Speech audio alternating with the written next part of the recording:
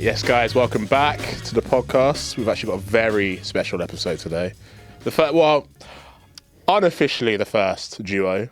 Technically, me and Tom were the first duo, but I'm not counting that because we were down a host as well. I'm here every week. Yeah, so we still only were 4 people tops. This is the first five-man Royal Rumble. This also our second attempt at trying to get these guys on. The first attempt, we will admit, was our fault. We messed up the dates. Apologies. It's always our fault. It's always our fault. But very grateful that the Technimatic guys have joined us today.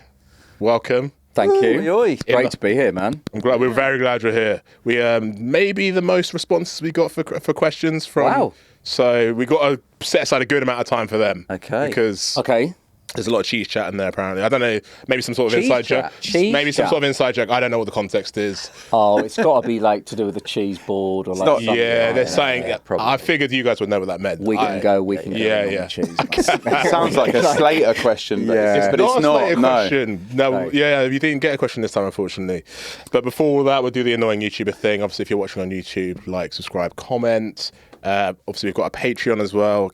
Helps us keep the lights on. So yeah, go join that. We're posting episodes over there too. Yeah, we've got like about 8 up now, I think. Yeah, something exclusive like that. We're getting there. Any solo episode we record is only going on Patreon from now on. Basically, we're rewarding our Patreons. Obviously, we've got a Telegram group. Yeah, we chat a lot of shit. Production feedback. Questions prioritised. Is that a thing? You guys, dude. I never agreed to that, by the way. You definitely give a production feedback in there. Yeah. Let's not advertise it, though. Let's not advertise that. Why not? You want to pay the bills or not? Come on, mate. Put you to work. Let's not advertise that. And then, if you follow us on socials, we always love questions and topics. So just hit us up on Instagram, on the DMs. One of us will see it. And Spotify. I was digging in the stats, so like 80% of our listeners don't follow us on Spotify. So follow us on Spotify. Follow us on Spotify. Yeah. I don't know what it means in the grand scheme of things, but follow us on Spotify. It means you get the alerts when the new episodes come out. This is very true.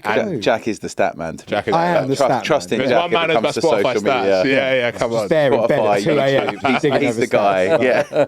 Perfect. How you build an empire. Yeah. He's the man to listen to. But yeah, so as it's a duo, I think you've heard a few of the episodes. You know how it goes. Big fan of before you were going to ask the question, I wanted to just say that I think what you guys are doing with the podcast for drum and bass and in general is amazing. So big ups to you guys. It's a really insightful, interesting thing to listen to, particularly as people that are part of the scene. Yeah. It's really nice to hear other artists' take on what's going on and how they feel about certain things. And big up to all three of you. It's great. Much appreciated, man. We feel very privileged to be in this position, to be fair. Obviously, it was like a sort of brainchild out. It was a COVID thing. Yeah, out of COVID. When we were living together, we sort of spoke about it. Then it was like we all had a similar idea, didn't we? And I think we all just very, very just thankful that we get to interview our peers, heroes, mates. It's a fun thing to do. Totally. Yeah. And this is a big one for us as well. Obviously, me and Jack are on Shogun. This is a big one for us, man. Like, you guys were seminal in, definitely are, like, influence-wise, massive. So. We were only on Shogun because of you lot. Yeah. Very kind of you. So, no, this is definitely a big one for us. What I was going to say was, obviously, there's 2 of you. We've got lots of time. Don't worry about that. We've got lots of time. We would love to delve into, your individual stories and then, obviously, the story of Technimatic. Who wants to go first? Go on, you go. Okay. Yeah. What do you want to know? Let's honestly what we normally do with our guests, because it's not often you get to tell your kind of whole musical history. And it's always, for me, one of the more interesting bits as well, just like understanding how you got started, what the influences were, if it was like a parent thing, whatever it was, instruments. So basically your earliest music memory, kind of what was it, and then kind of let's talk about how that manifests into where we are today. Well, I'm from Luton originally. Luton. And big up Luton. Luton has got, I think, a sort of checkered reputation. I'd say it's got an airport. But I had a really great time growing up there. And one of the key reasons was because of its location, just around the M25, up the M1. In the early 90s, it had a really strong rave scene. It was one of the towns in the sort of orbital area of London that was sort of popping off. Swanee was from Luton. Blame was from just down the road in Dunstable. So it was sort of in the air when I was a teenager. And more importantly for me, there was an amazing record shop called Soul Sense Records. And I found myself probably via the pirate radio stations that people were sort of sharing on tape at school. I found myself there buying records. And at the time, this was sort of late 91, 92. So it was sort of before jungle was really getting going. It was sort of a halfway house between hardcore and jungle, that kind of sound. And to be honest, I was into it because it was exciting and my mum and dad hated it. That was that was the main reason that I was into it. I didn't specifically love the music per se. And then I can remember very clearly, and it's a massive cliche, but it was like a day that literally changed my life. I was in Soul Sense and Atlantis and Music by LTJ Bookham, both 12 inches came in on the same day. Yeah, nice. And they handed me those records and that was it. You know, it was like, this is my music. This is everything I could ever want. Yeah. So maybe before the kind of rave era, what were you kind of growing up on? Like, 'cause I'm assuming there was kind of some sort of like funk and soul influence that went into that. No, absolutely not. My mum and dad weren't, I mean, they weren't huge musos by any stretch of the imagination. You know, their record collection was like what was popular during the time. So it was like Dire Straits, Brothers in Arms, Fleetwood Mac, Tango in the Night. I mean, Rumours though, as an album. Rumours, yeah, but that's slightly more of a deep cut. You know, like Tango in the Night was like the huge 80s hit that everyone owned. Phil Collins. You know, so that was the sort of sound in my house. So there was no real, there was no real influence in that regard. I started collecting records very, very young because when I was young, so I'm going to be 47 next month, so, you know, I am quite an old man. You used to get all kinds of records. You used to get stories on records. So my first record that I ever owned, I think I was about 6 or 7, and it was The Adventures of Mr. Pinkwhistle. Yeah, nice. So that's a deep cut. What a banger. That is a deep cut. The deepest cut. Yeah. I'm looking for that on Discogs. Did you have it on promo? I'm not sure. I need to go back and check. I also had Will-O the Wisp. Do you know Will-O the Wisp? Mm-hmm. It was like a cartoon in the 80s. Yeah, the name rings a bell. I'm almost certain it was like a vinyl version of that. It had Kenneth Williams from the Carry On films. He did the kind of talk over of it. Vibes. Amazing. I had all the Star Wars albums, so they actually pressed Star Wars as a film onto vinyl. As a result, I can actually when it comes to what's the third one, Return of the Jedi, I can speak it word for word. Well, I used to be able to speak it, the whole film, word for word, because I listened to the record many times. The whole of the audio is on vinyl. The whole film. I just realised what you said. I thought it was the soundtrack. You were talking about the whole film. How many records is that? It's like a 5 LP set. Oh. Yeah. That's mad. I'm actually really impressed that fits all on Yeah. So Tenuous Link, wasn't it Lawrence's dad that played in the orchestra that played the soundtrack? No way. I think that was the first time we had him on. He told us about that. There you go. I think. Yeah. Amen, brother. Connections. Yeah, crazy. Wow. So up until drum and bass, well, sort of hardcore jungle, I didn't really have any musical passion to speak of, to be honest. So that just, you know, everything exploded from that point. And I got to sort of funk and soul and jazz sort of later in my life, and then the two sort of melded together. Wow. Yeah. So obviously, I imagine you weren't DJing with these storybook vinyls. This was very much No.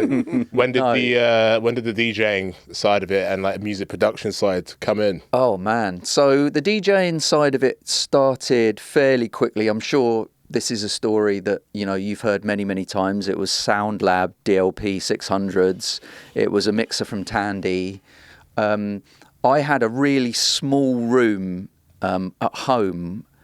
And it was so small, but I was desperate to get decks and speakers. So I decided to get rid of my bed.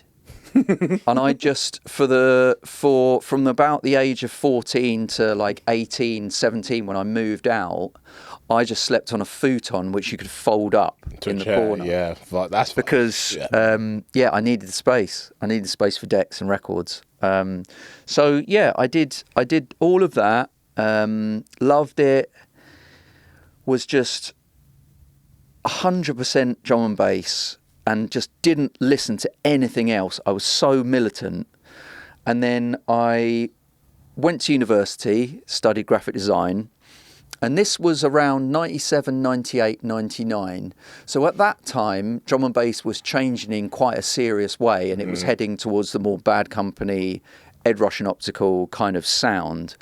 And although I still liked it, I didn't have the same passion for it for, the kind of LTJ Bookham and Photech and, the usual crowd. So, and plus I went to university and I had no money. So I kind of stopped buying records and I kind of ducked out of drum and bass for a while I was at uni.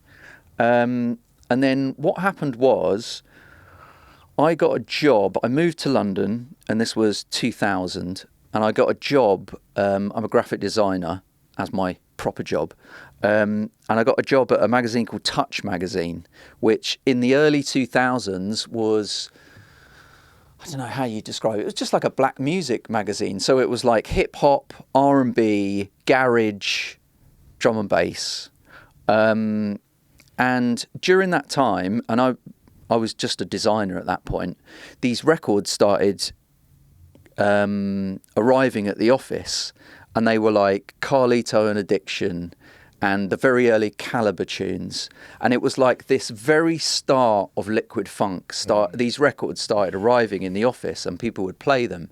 And I was like, hold on a minute, what, like, this is something I can definitely get into. Like, I've not heard anything like this since 96, 97. And yeah, I just jumped back into it at that point. Started going out. I was living in London. I finally had a job, so I could start going out. Started taking drugs, having an amazing time, going to the End, going to Fabric, going to Herbal. And yeah, it all just started building from there. And I only started making music in about sort of, I guess, 2004, 2005. Before then, I was in a jazz funk band called Suspicious Package. Yeah. So we formed, I don't know if you remember, but there was, the Grand National was postponed one year. I think it was 97 because of an IRA bomb threat. I remember that. And they just kept repeating this thing that a suspicious package had been found. And we were looking for the name of a band around the time. So we were like, that's perfect. Yeah. That's And so, we were actually quite good. We played the Jazz Cafe a couple of times, and it felt like at one point things might be happening and we might be getting somewhere as a band, but then our drummer moved to Manchester and it sort of broke up. Interestingly, our drummer is now one of the main sort of keyboard players in Manchester, who's played keys for like Genergy and Dub Physics and Skittles. What's his name? Bricktop. Okay, he's known as. Yeah. But for me, he's called Ainsley. Nice. But yeah, after that, that sort of died out. And yeah, I thought, well, why don't I start trying to make drum and bass? I'm like going out and raving to it and loving it and listening to it at work. and that's where it started. How old are you at this point?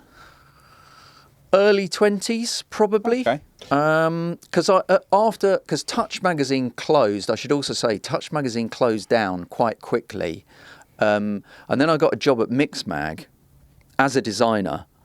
But I became the drum and bass editor at Mixmag, and I was the drum and bass editor for 10 years.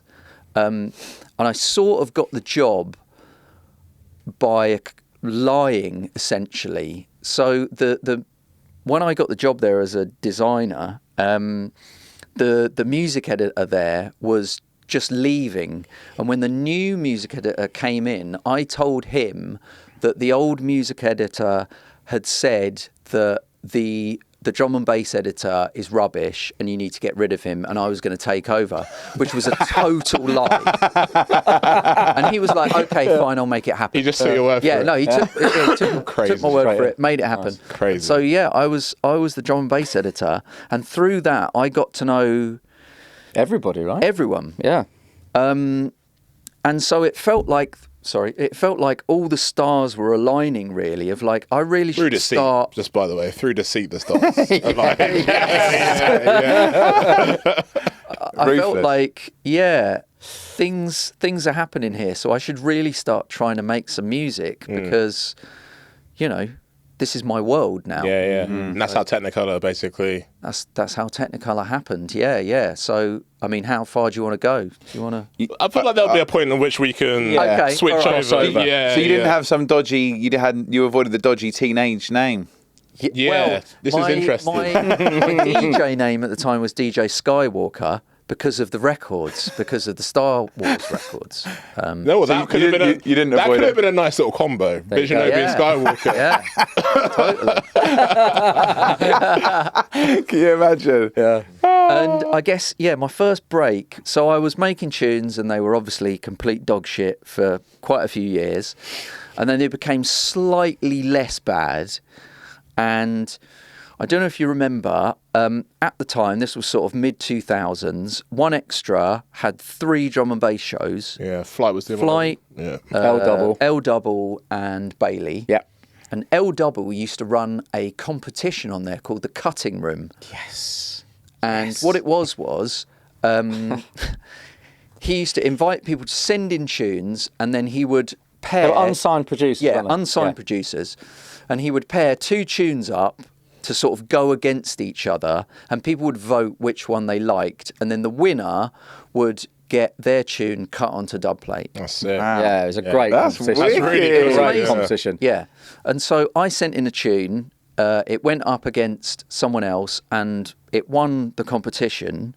And as a result of that, someone that I knew and who we sort of got to know called... who's the guy from NX Records? Rob NX, yeah. He was a guy that... How did we know him? Through the Drum and Bass Arena Production Forum, which we'll obviously have to we'll have to get into. That's a whole iconic. Era. So he offered to put that record... He offered to put the tune out. I made a track on the B-side called Jupiter.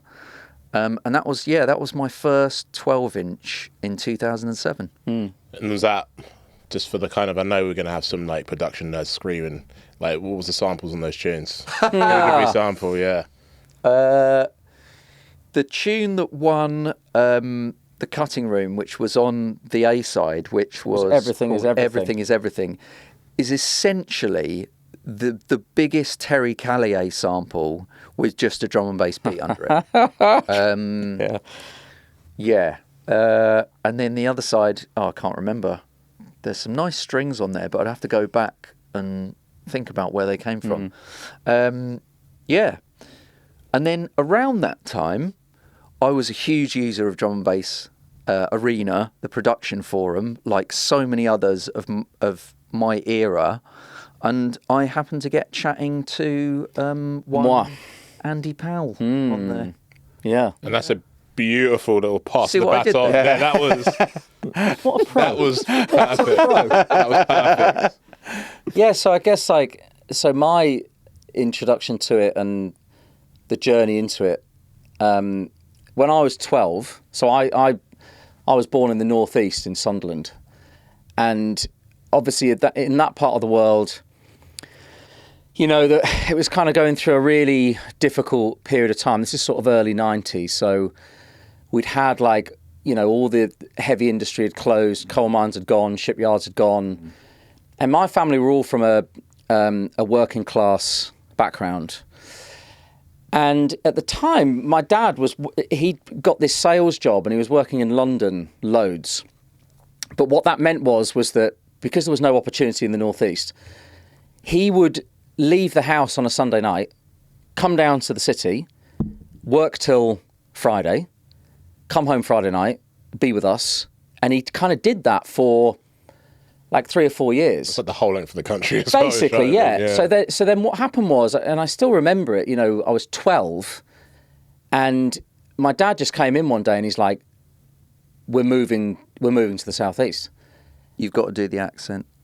You've got to do the accent. All right. So my dad comes into my room and he goes, I'm really sorry to tell you, but we're moving 220 miles down to London. He said that was Sunderland, was it? Sunderland, That's yeah. a Mackham accent, isn't it? Mackham. There we Very go. nice knowledge, There John. we go. So If he'd have said Geordie there, would you have had to slap him? I would have had arms out. It would have been straight in. Mackham. I Would have knew it been was grappling Mackham. over the table. Yeah, so basically, so he came in and said, you know, we're moving. And at that point, as a 12-year-old, like my world just imploded. It was like, I can't, you know, man, like this is deep, really deep. Yeah. So we moved south and I go into a school, which was an all-boys school, in January, in the middle of a school term, with a thick Mackham accent. Like it couldn't have been more brutal. Like it was really intense.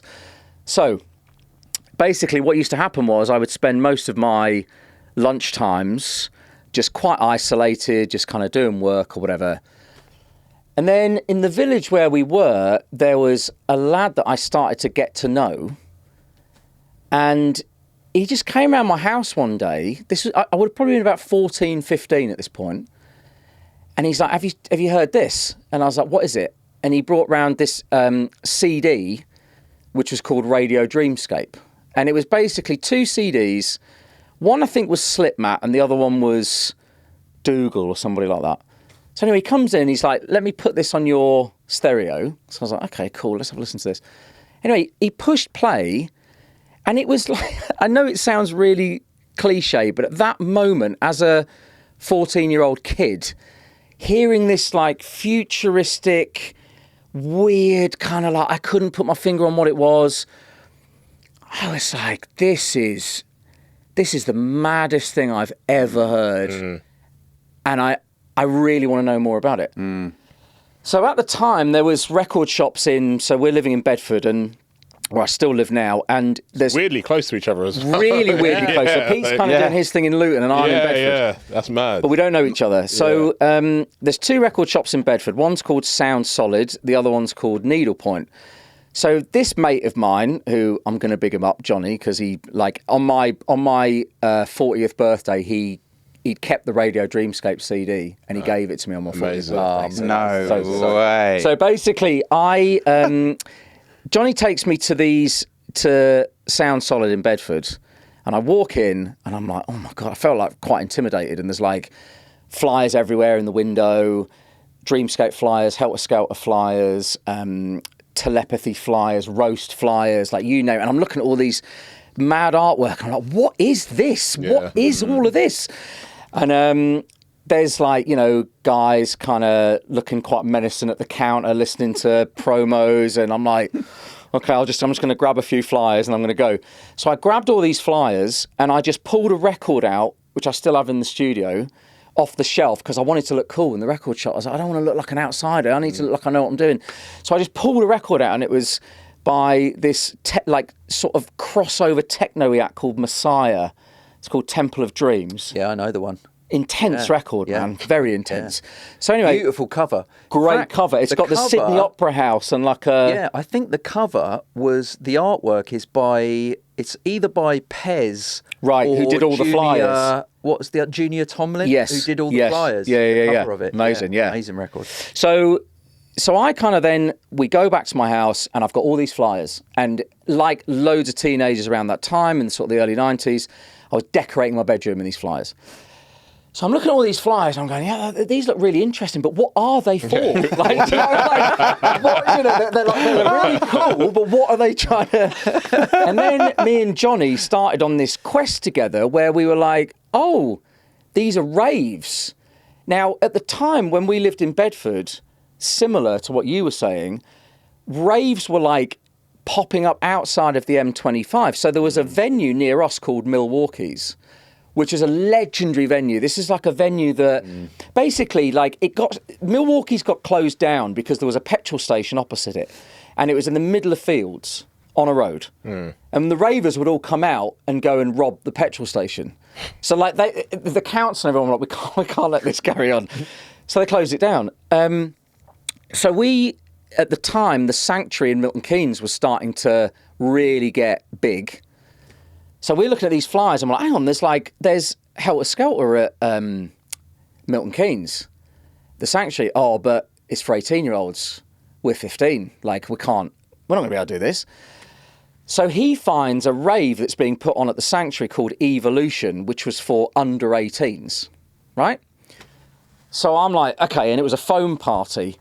Oh, so me and Johnny are like, we're like, right, okay, off we go. So we go, my dad takes us up there.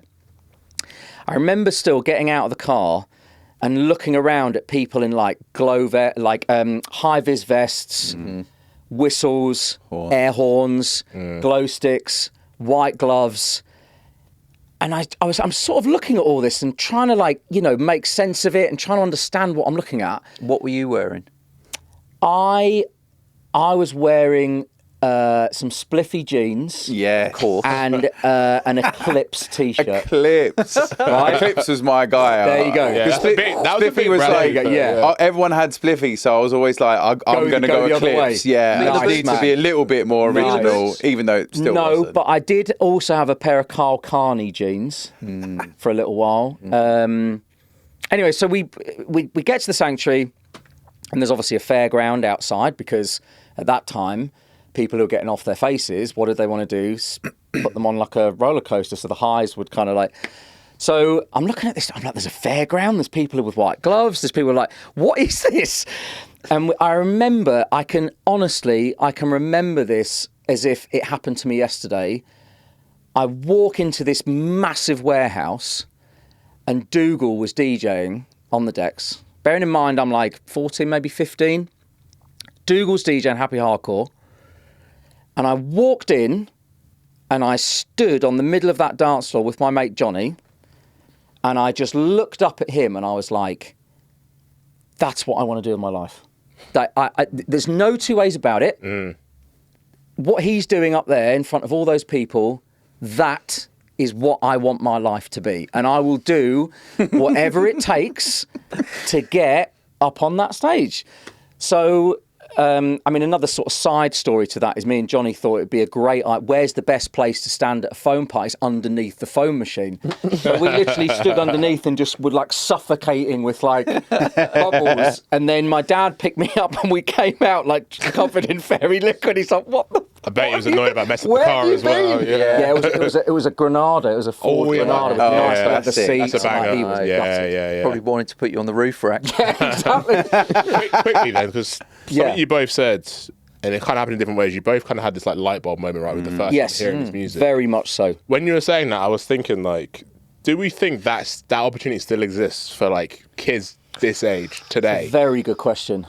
I think because I had a similar thing as well, right? First time I heard of drum and bass record on a vinyl, that was it for me. The way you both described it, you're obviously it's easy for me to say because it's like similar generation. Like you just basically described my upbringing, right? There you go. Yeah, and my inception into the music. But it's a really good question because at the same time, I thought to myself, is it as epic as that these days? I mean. With like, the fairground, with all these things, like it feels like you just served it on a plate now, aesthetically, right? The way you're describing it with such passion, it's like it's different, but I'd say it's still an achievable, accessible route. It's just it's changed in how you discover it, right? Yeah. Instead of going to the record shop, you go to forums and. There's also, the colour. There's a danger though as well because of our sort of generation and the fact like.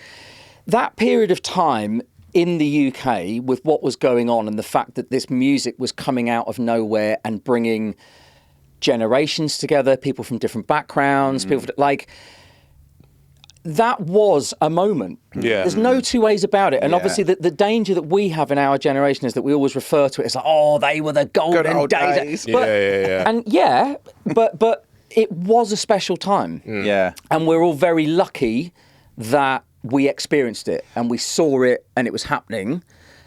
How many people do you think are at this under-18s rave that you're at? The wildest thing is that there are so many people in drum and bass now that are at similar levels to all of us who were at those raves on that dance floor. Yeah. So that's like the level of impact that these parties had on all of us, you know. And also then the evolution of that is then you end up going to like Sanctuary or like Fabric in these places and you're still not 18. Like the first time I went to Fabric, I wasn't 18. No. And I don't think that's the reality these days. I think the inception happens earlier. Or back in the day, there's more...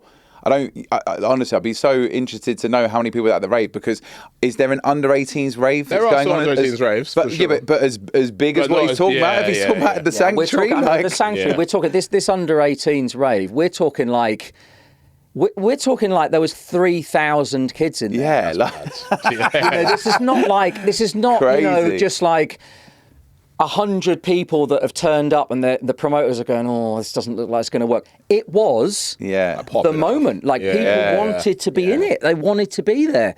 And to answer your question, like I think it's just different. I don't know whether it's necessarily that those moments don't exist because I'm sure there's a lot of people that would listen to this and a lot of people that are into the music would be like, I had that moment being in Fabric. I had that moment worried about Henry's show. I had that moment. I did, But my first like proper rave, apart from like 300 cap squat raves in Hackney and shit, was Matter when I turned 18. Same with me.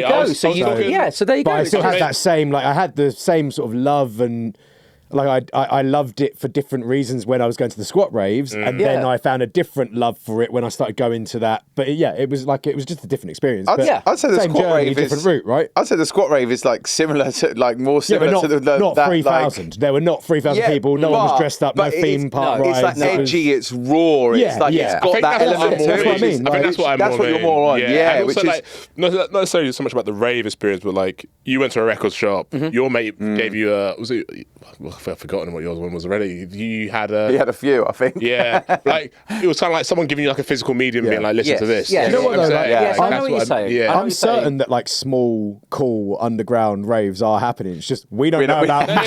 We're old men. We're probably very guilty of having a London-centric view of, you know, the UK. Yeah, that's true. Yeah. You know, from what I understand, you know, I've got friends who live up in Suffolk and Norfolk, and they tell me that there are free parties happening all the time. Yeah. But that Norfolk has been free party central for years. I literally met a guy through my day job recently who was like, what, you're like a drum and bass MC? And he's like, oh yeah, we used to run all the parties up in Norfolk, and he's like got a mad jungle collection.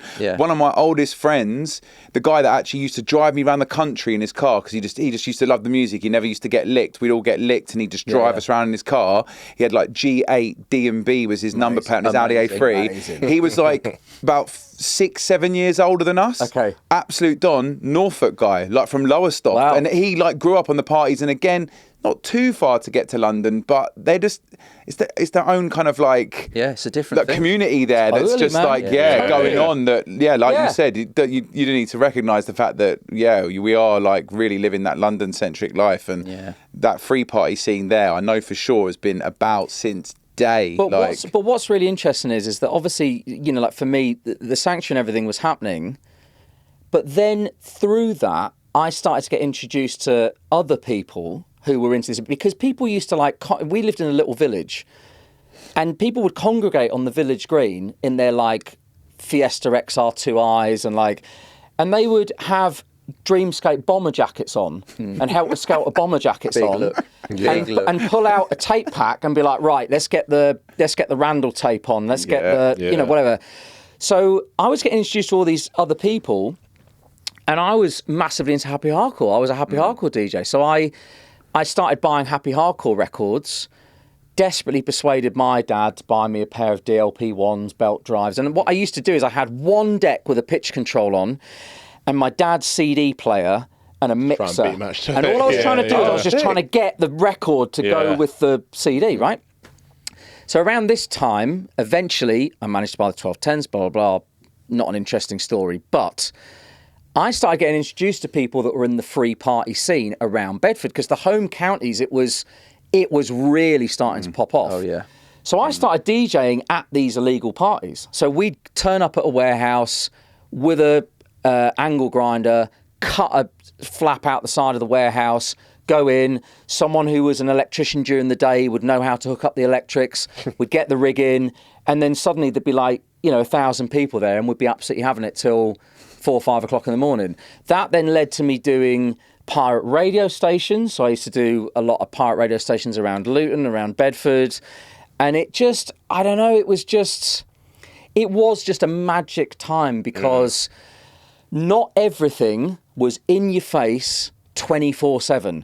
So you would, if you wanted to, it felt like you were part of a secret real club, underground culture, And I think that's the bit that's changed a lot now with the internet. Is while it's had a lot of really positive things that go with that, I think what we've lost a little bit is that idea that you're part of like you said it. You loved it because your mum and dad hated it. Yeah. And we've sort of lost because it's everywhere. Now we've got mystery. We've got videos. We've got mystery. Mystery to I think it. drum and bass as well has grown to a point where like there's other genres that have that now. That like my day job, I have to do a lot of like work with like all the products we build are like for 16-year-olds effectively, and they've got genres I've never even heard of. And that for me is so it's happening. It's the stuff we don't know about. Basically. And we shouldn't. And we shouldn't know about it. Exactly. They're trying to keep it from us. The minute we do, it becomes uncool, and they move on to something else. That's actually it. Like they're keeping it from us, basically. Yeah. Drum and bass is the mainstream now, man. We've crossed over. Facts. So to sort of just like wind this towards us. So basically, then another friend of mine through Johnny, a guy called Jody, he'd started to get interested in how do we make this music. And he bought an Atari ST, and he bought like a little mixing desk, and he bought like a few bits of hardware, and we plugged it all up in his bedroom, and we couldn't use it. Like we didn't have a clue what to do with it, nothing. The years kind of go on. The classic Music 2000 comes out on the PlayStation. That was I started sitting with my PlayStation, just dropping loops in and working. Then I realised that I could edit the loops. So now I'm like making my own tunes on Music 2000. That then kind of fast forward, and we get into the realm of the internet getting bigger, forums, all that kind of stuff. Drum and bass arena forum, production forum. So at that time, I joined the forum with a lot of my mates, and obviously he's on there, but I don't know him at this point. LSB's on there, Metric's on there. So many. Sabre was on there. Sabre was on there. One of Mob Tactics was on there. There's loads of people on there. Just absolutely loads. And many producers. We were all posting up our sketches and being like, guys, have a listen to that. Is that any good? And then we'd be brutal with each other. Like, can I just ask as well? So obviously we had Jubei on 2 episodes ago, and he was talking about the AIM era. Is this kind of post AIM era? No, this is probably during AIM. It's the same time, isn't it? AIM was like the vehicle to send your tunes to each other. Alongside drum and bass. Got it. It was like the alternative to, what was it, like AOL Messenger or whatever it was? Like AIM was the one that you just used to like. Well, AIM was AIM is AOL Instant Messenger. Hold on. No, the one you're thinking was MSN Messenger. That's the one. That's like when you're like 13. That's when you're trying to chirp girls. Exactly that. And then it's like, okay, I want to chirp boys now. I want to chirp men who produce. Totally. It's a much better idea. It's a much better use of my time. So on this production forum, which was, I have to say, was amazing because you didn't have to know someone to get into a WhatsApp group or you could just register your name, look in that forum, see what people were writing about, listen to the stuff they were talking about. There was no barrier to entry whatsoever. You could just, in you were. And they used to do this really good competition every year, which was called the D&B Arena Production Forum Secret Santa. Now, what this was is all the sort of the big producers on the forum, I say big producers, the guys that were very active, we would all take one of our tunes, export the stems, they would go into an anonymous folder, they'd all then get distributed again back out to the same 10 producers, so nobody knew who was remixing who and who had the original stems. That's a sick idea. Right? Apart from the guy who ran the competition, was it Sidious? It was Sidious. Right. Yeah. So then what happens is that I get these stems and I'm like, oh, this is a bit of me, this. And it was like soulful vocals, these like Rhodes, strings, all this kind of, and I'm like, well, I can definitely work with this. Yeah. So I put together this thing, and then the tunes get revealed, and I've remixed his tune. That's mad. Serendipity, Right? that, isn't it? Right? Yeah. That is crazy. So then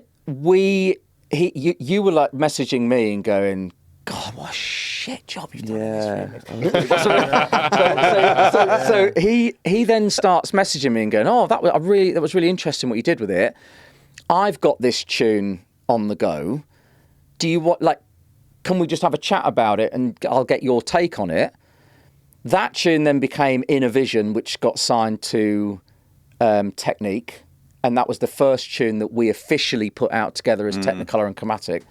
But that's basically, that's how we met, was through that. Yeah, because at the time I was on there a lot, as Andy was, and just to reiterate what Andy was saying, it was just the best time. I loved it on there so much because I was working full time as a designer at Mixmag, but I was mostly spending, my time on Drum and Bass Arena, just replying to threads, and just shooting the shit, and just, reviewing people's tunes and picking up tips and all of that. And actually,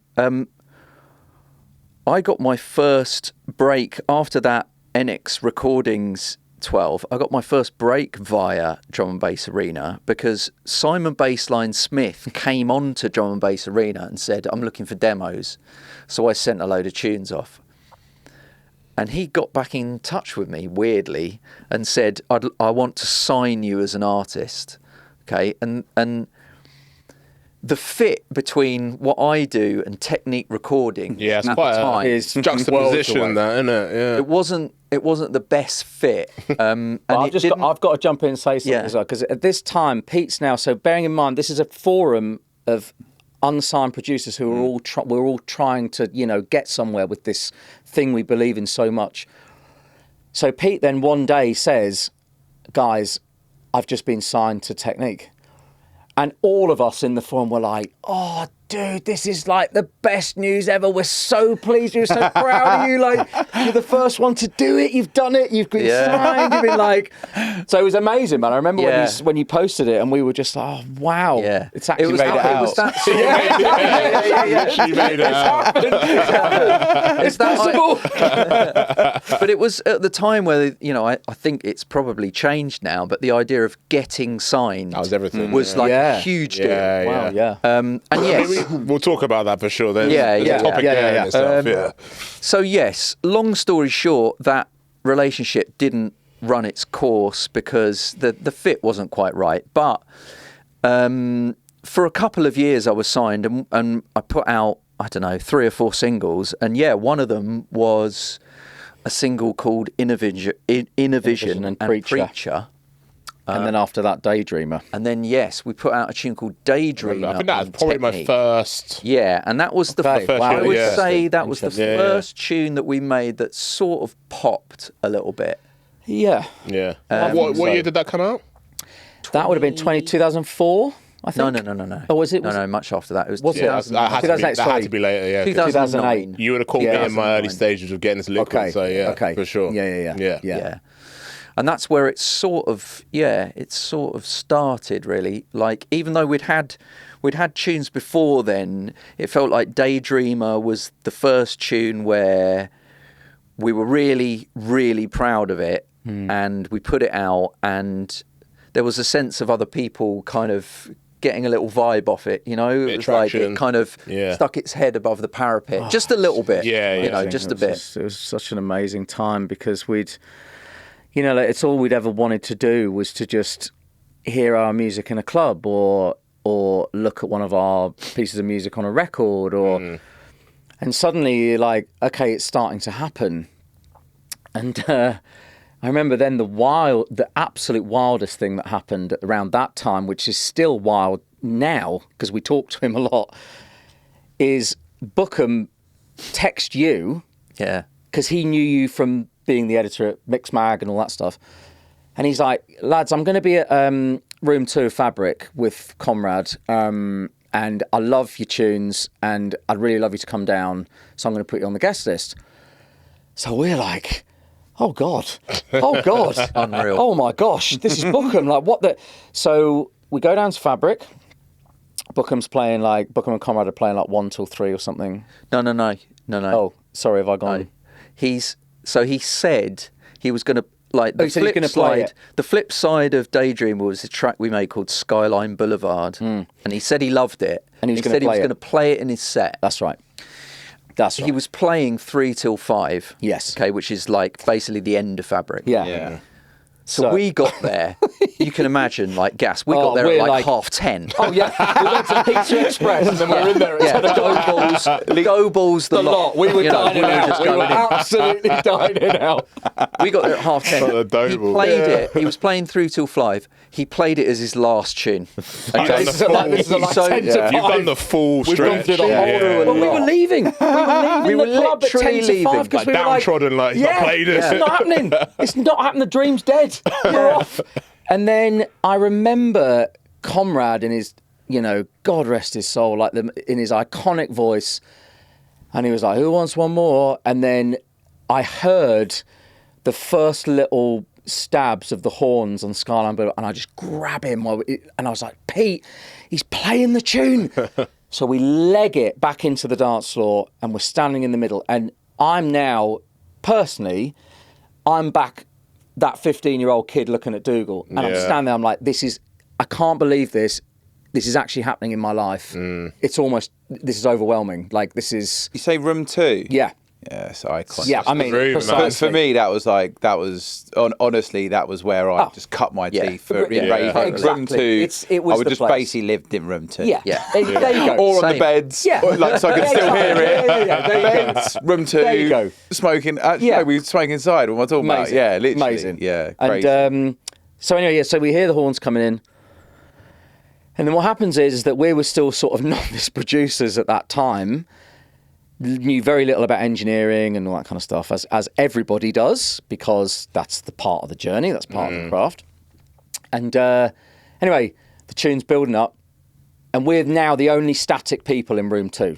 Like, everyone else is kind of, you know... Anyway, the tune drops, and as it drops, we just go like white as sheets, because there's no bass. It's just no bass. There's just no bass on the tune. Nothing. We made it an E flat. That's the problem. That's the problem. So now we're the only guys standing there. We've made the record and it sounds awful. That was back then. Right? Systems didn't really go below 40, did they? No. Like, to be fair, John, right? I know you're trying to desperately be really kind and say, "Oh, the sound system." He's giving you an out. I'm trying to give you an out. Engineer, do what I do. The engineer was shit, man. It goes like 20 hertz now. So, you know what I mean? And so the tune drops. We're standing there like ghosts, and then to really add insult to injury, Comrade calls for the reload, so Bookham spins it back, and the crowd are going mad, and we're like, "Oh God, we've got to go through all this again." But what was lovely was then we walked out, and while we were downtrodden because it hadn't quite gone the way we'd hoped with the hit or whatever, we had heard one of our records played by one of our idols in one of the most iconic clubs in the world. And we went back to your flat And we were like all the way back talking about how could we get this bass right? What could we do? How are we going to change this? How are we going to improve? Did he say anything about it, or is it just No. surely that's like got a reload, though, got a so reload, that's everyone's got dancing. a reload. I Obviously, guess from a producer so. standpoint, you're obviously Yeah. going to be the most critical people of your own tune. But like, it sounds like in that era, Maybe you it get sounded- a pass. Come Yeah. on, Yeah. let Jon give you the pass. You know what's funny though? 'Cause I Let's actually put this to bed. This is like therapy I sessions basically right had the now. same moment though. The reason Let it because go. I had exactly the same moment. It was actually the way around. I remember like Luke LSP played one of our early tunes that Right. and it was all sub. You couldn't hear anything else. The other one too, yeah. It was sounded horrible, and I was just like, a lot to learn. You know as well as we do, right? Yeah. That's part of the journey and honing your craft and learn. Like you have to. That's part of You've it. gotta If you eat the don't shit go through it, along the way. you can't. It's just that's what it is. Yeah. It feeds the desire in a way, doesn't it? 'Cause it's like, Massively right, so. how do I Massively rectify so. that? Like, I'm not, you're not having that. It's like you're in competition with yourself, which is the best person to be in Exactly. competition That's with. how really. it should be. You Yeah. should be always wanting to improve, wanting to kind of do better. So would you say then, basically, that moment after Fabric, that was when you decided that Technicolor and Chromatic was going to be a thing, or was there more kind of ground to cover first before you got there? What do you reckon? I think as we started making tunes together, and we started making more and more tunes together, and they started sounding really good, and in many ways they were sort of better than the sum of our parts. We came to the conclusion quite quickly that this is probably a better than- thing. Yeah. Yes, I think so. I mean, it was quite complex though because Pete was still signed with Technique at this point. Yeah.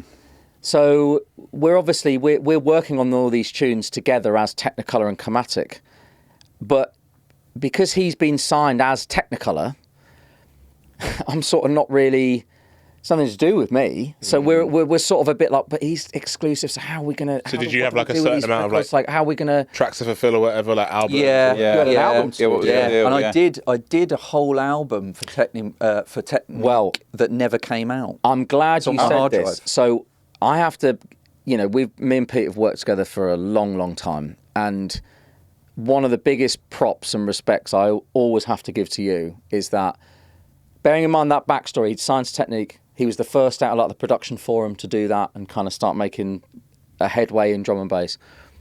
He wrote a whole album, which I've got, obviously. The album's sick. We did a little feature on there as well, didn't we? Yeah. Stolen Hours. Yeah. And basically, I still remember the conversation happening because I think you spoke to Simon at my house. I think I did actually. So Pete had come up to my house. We were writing tunes together in the second bedroom. We were doing a lot of Technicolor and Chromatic tunes at this point.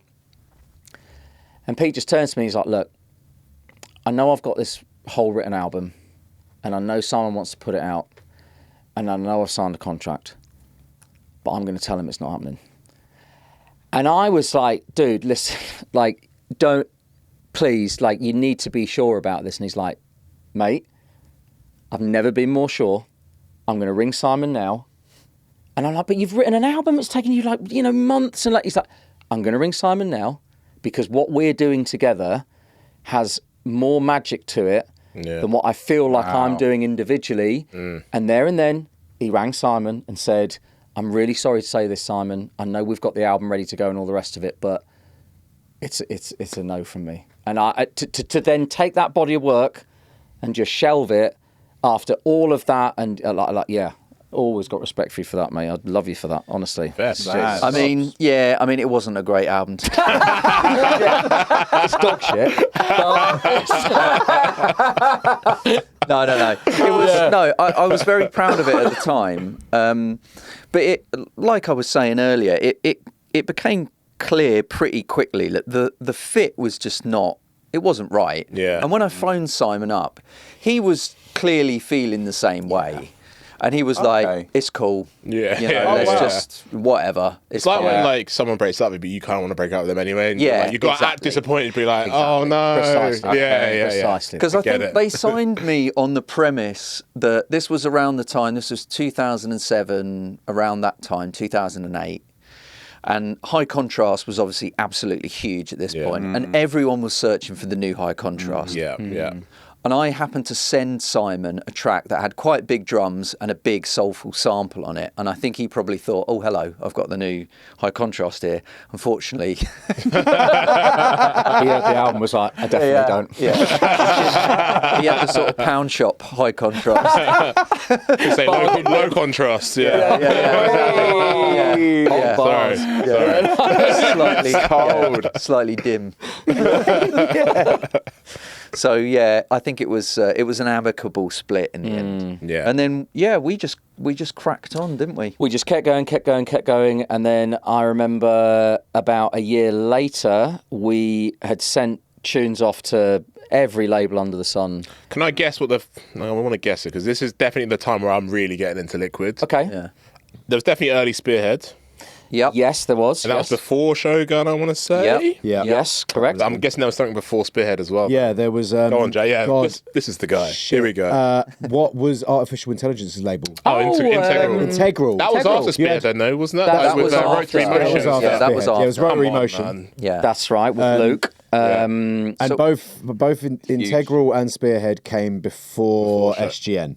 And SGN was then before Frozen Leaves. wasn't it? But we also had, Yeah. before that, we had a number of tracks on Focus. We had tracks on Viper. We did. Weirdly enough. Didn't know that one. Yeah, we Didn't had know that two one. on Two Viper. tracks on Viper. In fact, You had Was that Acts of Madmen? No, it was a Summer Slammers compilation, and it was Summer a track called Slammers. Just Play. yeah, two of actually my favourite that's under old tunes that we've Technimatic or done. under- Technimatic. Technicolor and Chromatic. Yeah. Okay. Yeah. So we've dddone that. What We've were done those tunes? so Just Play Just and the Play Deepest Blue. and the Deepest Oh, Blue. yeah. And then around that time as well, because again, we sort of knew we were sending lots of stuff out to labels, but not really getting. We were getting these like releases with certain labels, but it never felt like we were getting a stronghold in anything. Yeah. And then we knew it's the classic story. We knew someone who knew someone who knew someone who knew Ed Friction. There you go. So we were like, okay, look, we've got this tune. It sounds very Shogun. Yeah, we'd made this track that just. We had no intention of making a tune for Shogun. No. But we'd made it and we were like, that is such a It's Shogun. got to be a Shogun tune. It's got to be. And this was the time when Shogun, I think they just signed Alex, maybe. So it was all. It was basically Icy, Spectre Soul, Perez, Rockwell. Yeah. And obviously the prototypes as and well. the prototypes. Yeah. So we were like, okay, we'll send it, and then we forgot all about it. And it was literally, It was months. I reckon it was a good 6 months. Yeah. We'd absolutely forgotten about it. And then suddenly we get an email from Ed, and he's Ed was still like, sending emails then? Yeah, Ah, right. That's crazy. So we get this Ed Friction email land in our inboxes, and he's like, "Hi lads, love the tune. Do you want to come down to Brighton?" And I remember we just spun out, absolutely spun out. We go down to Brighton. We meet Ed in a Starbucks.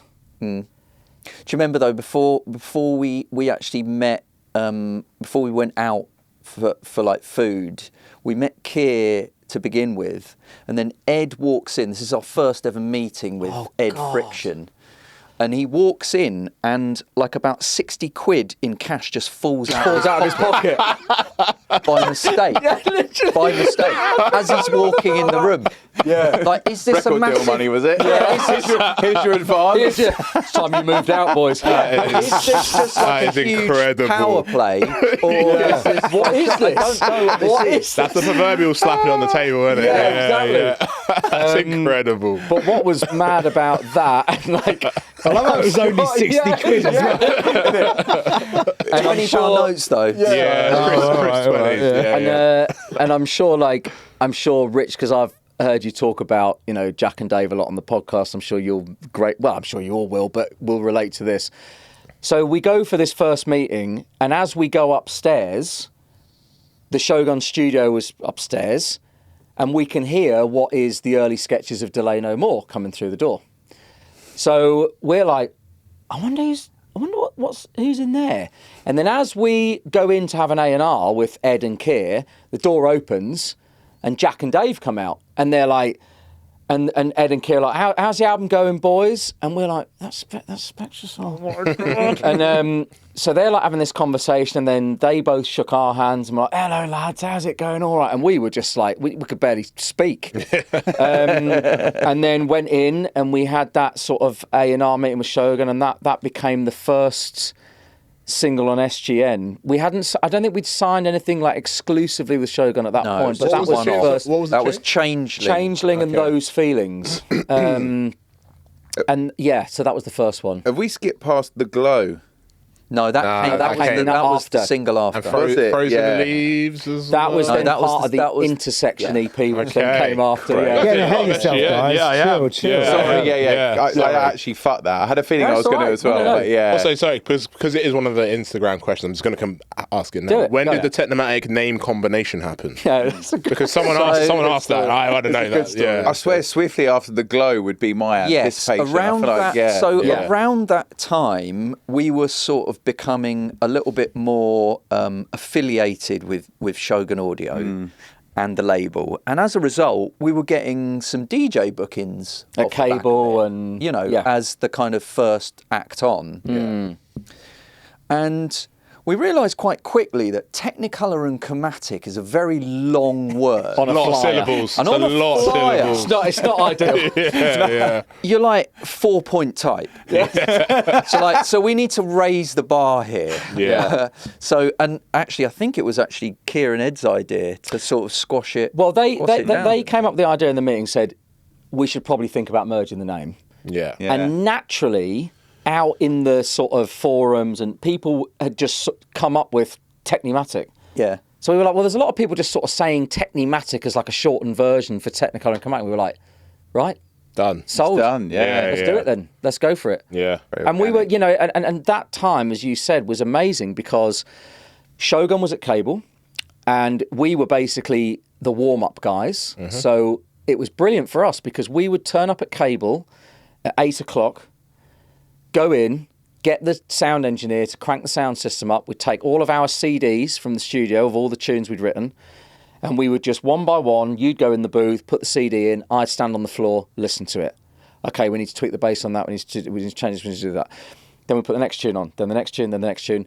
We would then play the set, and then after us, it was always at that time at Cable, it was the classic. Icicle came on after us, then the Spectrosol boys came on, then Friction played, then Alex played, then the Prototypes, and Rockwell closed it out. And that was kind of like, that was the Cable nights. Like, and that would have been for ages. So me and Jack are the same age. So we would have basically, our first Shogun experiences would have been going to the end, the later end of the. Mate, we did the Room 2 residency at that Shogun. Back in the day. Nice. So I remember. It was cool, I think we did like 3 or 4 of the Shogun ones. There, amazing. or like 2 or 3 of them there. Yeah, amazing. But yeah. Cable gave me tinnitus. Did it? Not surprised. Good. Yeah. Not surprised. I was like taller than most people. You know, the speakers used to be up there and they used to come down and like it was hitting you first. Occasionally it'd be a bit floppy. Sacrificial hit me first. Forgot my earplugs once and then my hearing was never the same again. And it was a Shogun night, I think. Wow. Yeah. So what, you said they owe you compensation? Yeah, not these guys specifically, but Keir, that 60 quid you dropped on the table, you can chuck that my way, mate. Yeah. Yeah, so that's kind of the start of the Shogun journey then. So at that point, you've played the warm-ups a few times, but you're not signed exclusive at this point. No, I think we were doing just singles, weren't we? We weren't. Yeah. There'd been no discussion of anything exclusive or. I think, it's hard to remember now, but I seem to remember we did that first single. Then we did The Glow and a track on the other side called We Were Always One.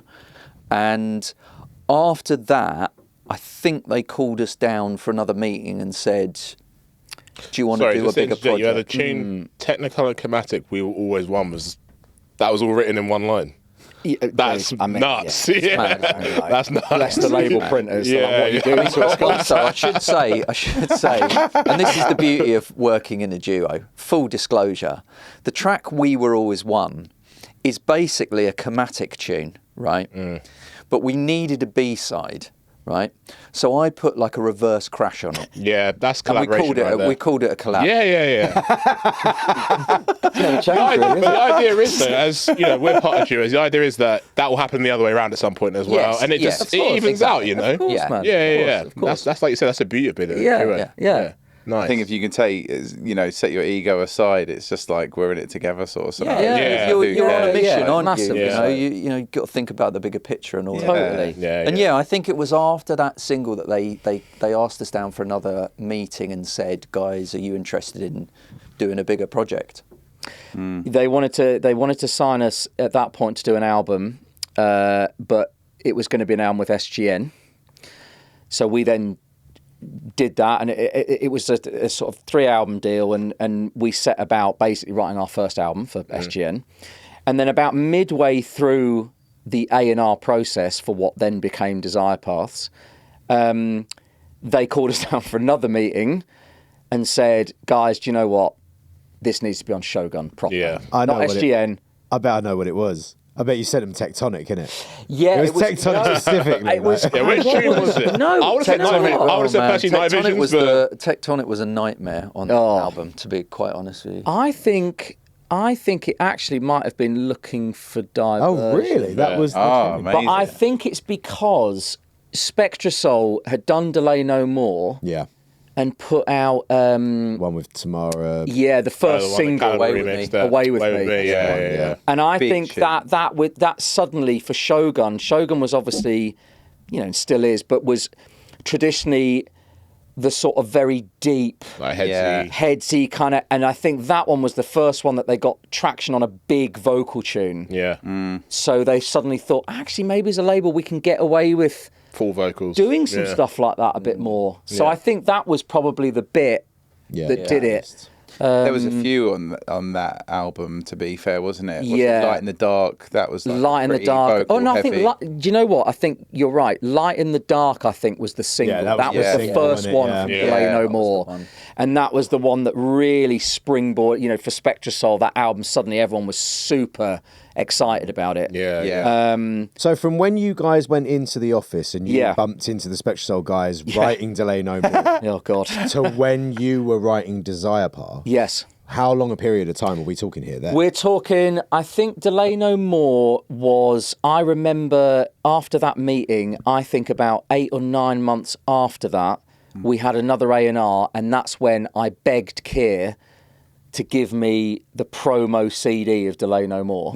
And so we're still in the middle of doing Desire Pass at this point, but they finished Delay No More. And I remember getting home and I put it on and I pushed play and I was like, our album is a bag of shit. We are going to have to seriously up our game here. This is ridiculous. I mean, but that's the beauty of Shogun, right? I was going to say, like, that period of time cannot Dude. be understated enough. I mean, Like, the we music that was coming, we talk about it all the time. Talk but, about it a lot, but I Yeah. think it's really important for people who are listening to know that the beauty of a creative kind of hub like that, where you're all pushing as hard as possible, and then you're playing the shows together, and then you're hearing each other's records, is that you're pushing each other to the extremities that you might not necessarily do, because you'd know you're going to go down to Cable and the Spectrasoul boys or Alex is going to turn up and play something, and if you haven't got something that's up at that level, you're going to look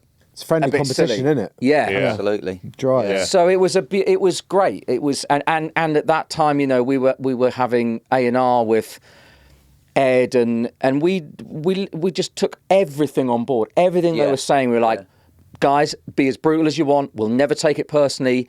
We want to improve. Let's just go for it. So it was a lot of fond memories, man. Really Definitely. fond memories. And I think Looking for Diversion is a good one to bring up, because I felt like that was a track for us, which also was a result of hearing all this music on the label and thinking we need to be better. way better. Because I felt like we achieved something on that track which we'd not done before.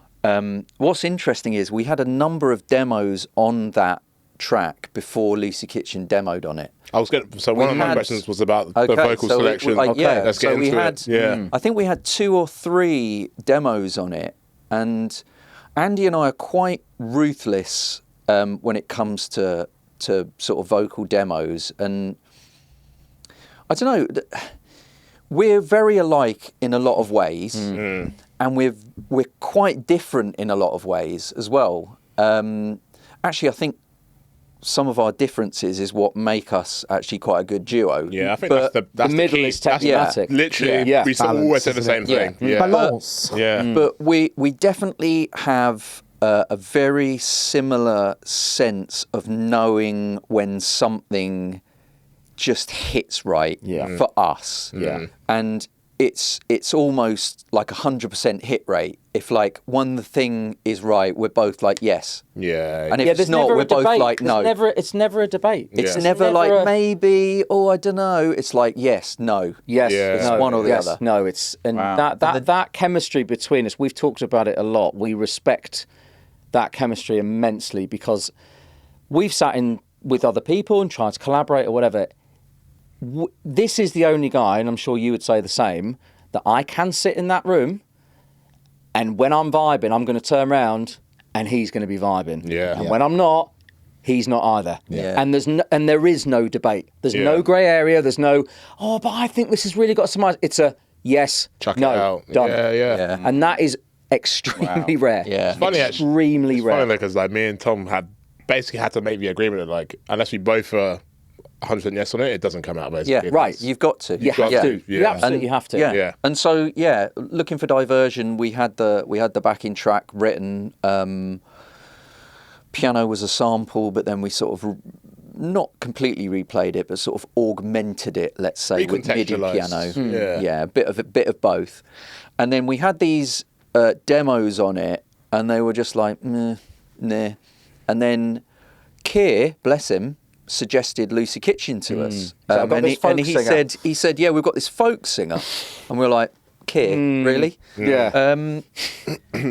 And she sent it back, and I can remember I was sitting in the Mixmag offices at the time, just working on just my day job, and I can remember having just proper chills. And it was a very rough version, so she'd sent over something which wasn't actually verse, chorus, bridge, chorus. It was like a sketch, really, sort of impressionistic. Just had like these little flourishes, but what was there, you could tell already. It's like, this sounds really unique. Yeah.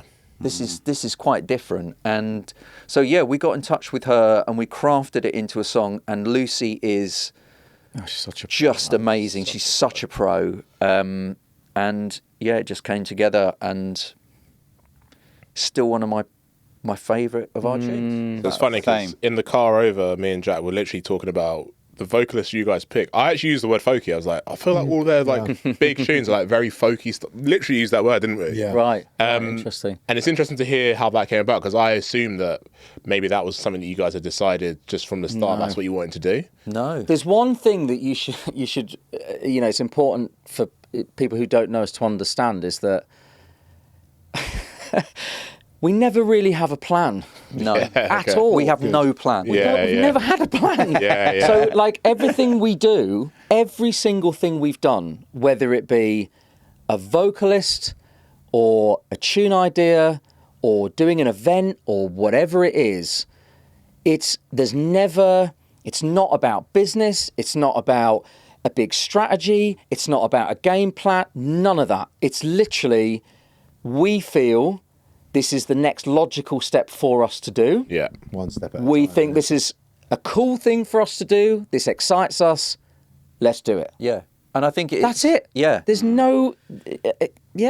I think, we've not been people who have gone out and sought specific things in terms of a big master plan. But I think what we have done well is, when opportunities have presented themselves, we've gone for it. We've gone for it. Yeah. And we've made the most of it. Yeah. I think that's the difference. Because it makes me think of Drum and Bass Arena again. There There were producers on Drum and Bass Arena, the production forum, who were so much better than us. So much better than us. So good. Amazing. And they just didn't... Just didn't carry on. They just stay didn't the carry course. on. You know, for many reasons, they just didn't stay the course. No. And it's not... You know, we haven't got to where we are through having more talent than anyone else. No. I mean, No. it's probably time to talk about Helsinki bus station theory. Definitely. So do you guys know about Helsinki? I don't. bus You said it. I have no station idea what I about. need to know what Right. it is. Let's lock in. So there's two sort of mantras that me and Pete have always sort of lived by and continue to live by as Technimatic, right? The first one is, and we actually have a poster of, well, not a poster, it's like a framed picture up on the wall in our studio. Before soldiers back in like Roman times and the Roman Empire and all that kind of stuff would go into battle, they would sit around the campfire and they would say something to each other before they went in because they didn't know if they were going to die, they didn't know if they were going to be all right. And all they said to each other was, enjoy yourself, it's later than you think, right? So that's always been a mantra of ours, is like anything we're doing, whether it be playing shows, whether it be stuff to do with our families, whether it be like whatever it is, none of us know. None of us know. So make the most of it, you know, just make the most of it because life's short. The Helsinki bus station theory, there was this great article that came out back in sort of the early, sort of mid-2000s that talks about this, and it's about creative pursuits, right? Now, because it's a hard thing to articulate, I've got like a summary of it on the phone because I really wanted to talk to you guys about this, right? So, Yeah. so basically the Helsinki bus station theory, the Helsinki bus station is obviously a real place, and it's got loads of routes going out of it. Loads. Like you're talking... God knows how many bus routes, and some go up into the mountains, some go down by the beach, some go off back to the Helsinki bus station. They go all over the place. And basically, when you've got where dozens of these buses all leave from the same place and share the same route for the first few stops before they branch off in completely different directions, right? So they all kind of go the same routes out of Helsinki, and then they go off on a madness. Yeah. So if you think about that in creative terms, it's a metaphor for creative work. So at the beginning, everybody's journey looks the same because your work is resembling what everyone else is doing. You're just copying. You're trying to like, you know, find your way, whatever. But each bus ultimately has its own route and destination. So if you keep jumping off to try and find a new one, i.e. jump on a trend or do what everyone else is doing or whatever, you'll end up just back at this bus station again. The key is to stay on your bus, trust your route, and keep going until your path becomes uniquely your own. So our mantra has always been, stay on the effing bus. Yeah. Right? So no matter what it is you're doing, whether it's MCing, whether it's deep liquid, it doesn't matter. Stay the course. Yeah. Stay on that bus, believe in it with everything you've got. Don't look left, don't look right, because that bus is going to ultimately take you somewhere that you never thought you might go if you just stayed on the bus. I So love that's that. so they are the two mantras that as Technimatic we always live by. Yeah, quite often we might be feeling disheartened about something. We've had our moments, man. Like, you know, we've been up and down and all around, and you know, whenever we're feeling, I don't want to say depressed, but you know, disillusioned, let's say, about our career or you know things that haven't gone right for us, we will just send each other a message, and it just says, "Stay on the fucking bus. Just stay on the bus. Stay on the bus." And it just, you know, it keeps you keeps you going, because I definitely feel as though we felt it, particularly post-COVID, because we left. I mean, we'll probably get into this, but you know, we did our 3 albums with Shogun, and then we left, and that coincided with lockdown. It was dark, and so we had to start afresh after lockdown with a new label and, you know, just almost like a blank slate. And we felt like like everyone, we took quite a big hit by doing that. We felt like our star sort of fell a little bit. But we just kept on. We just kept on and kept on. And it's just in the last few years that we feel like, you know what, we've stayed on the bus and we're starting to reap the rewards again in the same way. That around COVID, that was the closest, you know, when we were leaving Shogun, it was all we'd ever known. It's the closest we came saying, we're done. Yeah. We're done. This is too much. You know, we've got kids and this is too intense. And we don't know where we fit in this anymore. Are we even relevant? Is what we do relevant?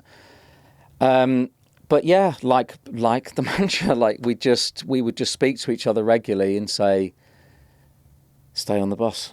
Just stay on the bus. And I remember having this really amazing conversation with, again, he pops up again, Bookham, at a festival in Poland. This was one of the first festivals after lockdown, you know, things were starting to open up. And I took him to one side, I said, Danny, like, I'm really depressed. Like, I don't know where we fit.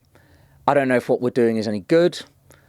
I feel, I'm at a loss. I'm in a really weird place in my life and I can't make sense of all this. And he just looked at me and he's like, I am going to call you on the phone every week if I have to keep saying to you, do not deviate from what you're doing and just keep going. And then he would ring me. He would ring me every week and he would say, Andy, I used to go to raves back in like the 90s and I'd be playing all this like the so-called intelligent jungle and people would just stand there and look at me like I was mad. And then I'd get out in the car and I'd be almost in tears because I didn't understand why people didn't get it. Trust me when I say, if you believe in it, just keep doing it. Just don't let it get you down so far that you waste a journey and an opportunity that you never thought was possible. And I again, got to give massive props to Danny because to hear that from somebody like him, another person I want to call out on that is Tony Coleman. Similar conversation had with Tony where we were like, Tony, we just don't know. Like we just don't feel like we fit anymore. And he was just like, lads, just keep going. And now, like you've said, we're at a point now where suddenly we're going, okay, maybe things are now starting to, we feel like we're kind of getting somewhere because we've believed in it. And the advice we would always give to anybody is if you believe in whatever it is you do within this scene, you know, whatever it is, you've got to just militantly do it. Militantly. Like, don't let anyone deviate you from it. Don't let anyone tell you any other way.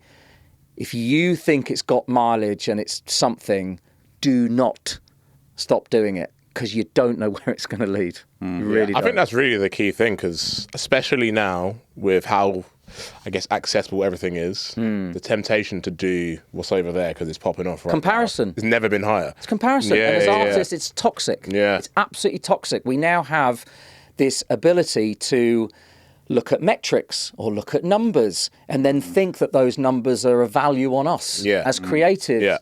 And it's meaningless. It's absolutely meaningless. Yep. It might mean something to someone in business or whatever to look and go, oh, well, that's on a spreadsheet. That's going to do whatever. But as creative people, the numbers mean nothing. What matters is what you are writing, what you're expressing, what you're putting into the world, what you're sharing with people, the connections you're then having with those people, the conversations you're having, the experiences. That's what matters. The other stuff is noise. It's noise and it's designed to make you feel like you don't shape up. And yeah, you've got to try, you have to try and separate those. I know we've had to because it's killer. Yeah. You don't. You've got to separate them. One thing I wanted to talk about today, and it's very relevant to what we're talking about, is I guess for some people, obviously if you're full-time music, I guess that temptation is going to be even higher, right? Massively obviously, so. Both of you guys have already spoken about it. You have careers outside of music. Yep. That presents its own set of challenges. It's something we talk about quite a lot as well.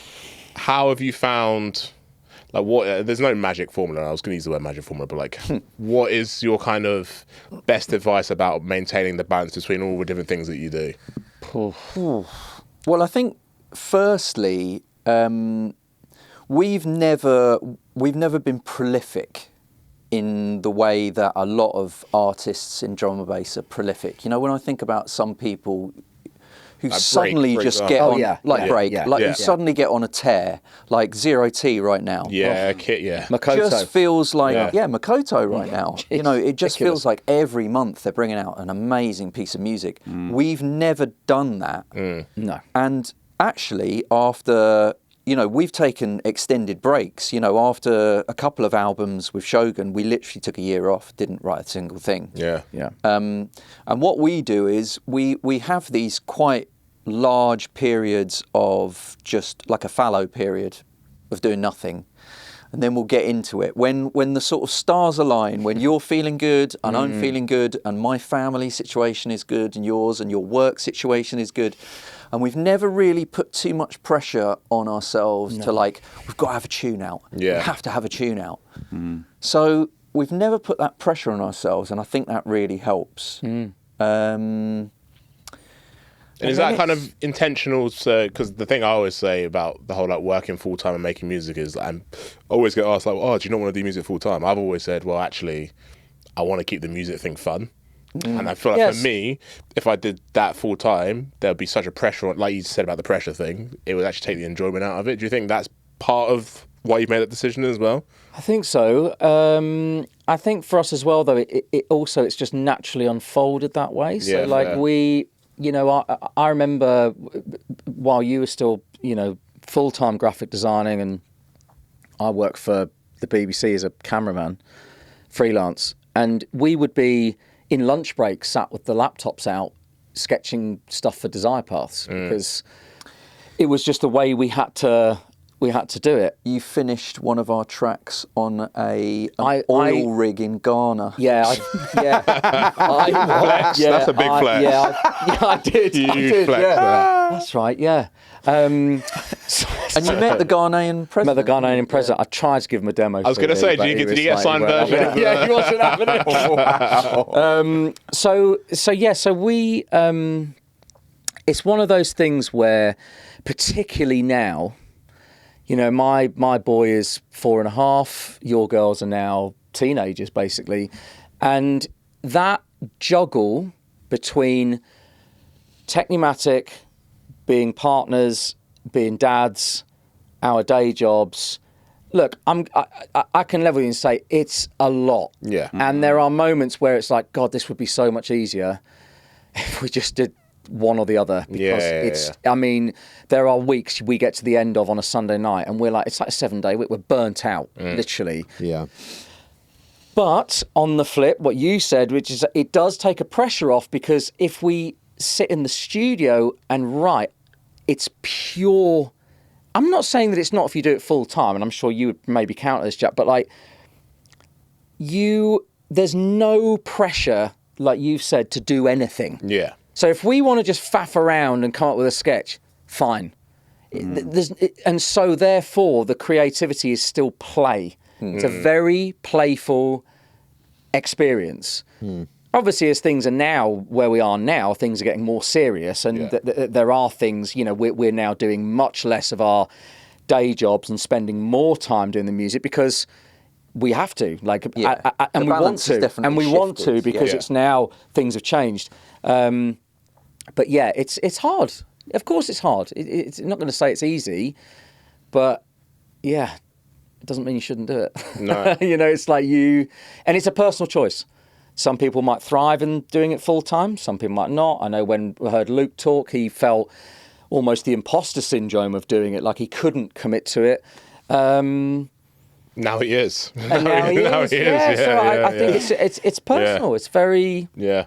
He's an interesting one with that, because obviously he worked like super hard in his job to allow himself the freedom. Yeah. And then like when the money runs out, or like he starts to get to that like danger zone again, he can just go back and do what he did before. Yeah, it's like, exactly. That's an interesting way of working. Everyone's got their process. Yeah. I think the security when you've got kids it's tough to put all your eggs in the music basket after COVID. Big time. I went like full time 6 months before COVID. Yeah, you literally was just before COVID. Right, yeah, I was like, oh sweet, I'm earning enough full time. I can take this to the next level.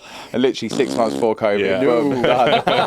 It's tough, man. That's hard. Yeah, but it's like the same as what you guys were saying though. You had a similar situation where you kind of gone out on a limb, started your own thing, you like left Shogun and then COVID. It's like it's all scary stuff. And I think going through stuff like that makes you realise that having that security, I would love to be full-time music, but realistically, I'd have to be earning like 100K a year, and it's just not a reality as a drum and bass MC. Like, that's the other thing. I was on the flip as well. Currently. Like before I went full-time with my music, I had only ever worked in pubs, and then I'd spent 3-4 years running part-time running Solvent, a record label, and then did a year and a half, 2 years working at hospital, another record label. So I was already at that point where I was like, I'm full-time music. It's just half of my week I'm giving to other people. And I actually feel like I could be doing more by giving that all to us. Fair. So it was almost like I was like, I'm just going to roll these eggs into one basket and see what happens in it. Like, but that was the only reason why I did it, because no one was paying me anything fucking better than music. So you weren't earning much in a pub. Yeah. I think, but if I was earning like 80 grand a year in like a proper job, I'd be like, fuck music. This is just a hobby on a Sunday night. Like that's it. There is like a limit though, isn't there? I mean, you saw the cut-off point and you were like, actually, if I put my all into this, I'm going to get the rewards of like what I've got now. Like even my job that I'm earning now. Yeah. It's enough of a security blanket to keep it, but like really, I need to be earning a lot more money. So I'm like hammering the music, hammering the job, like trying to progress because I've moved career and stuff.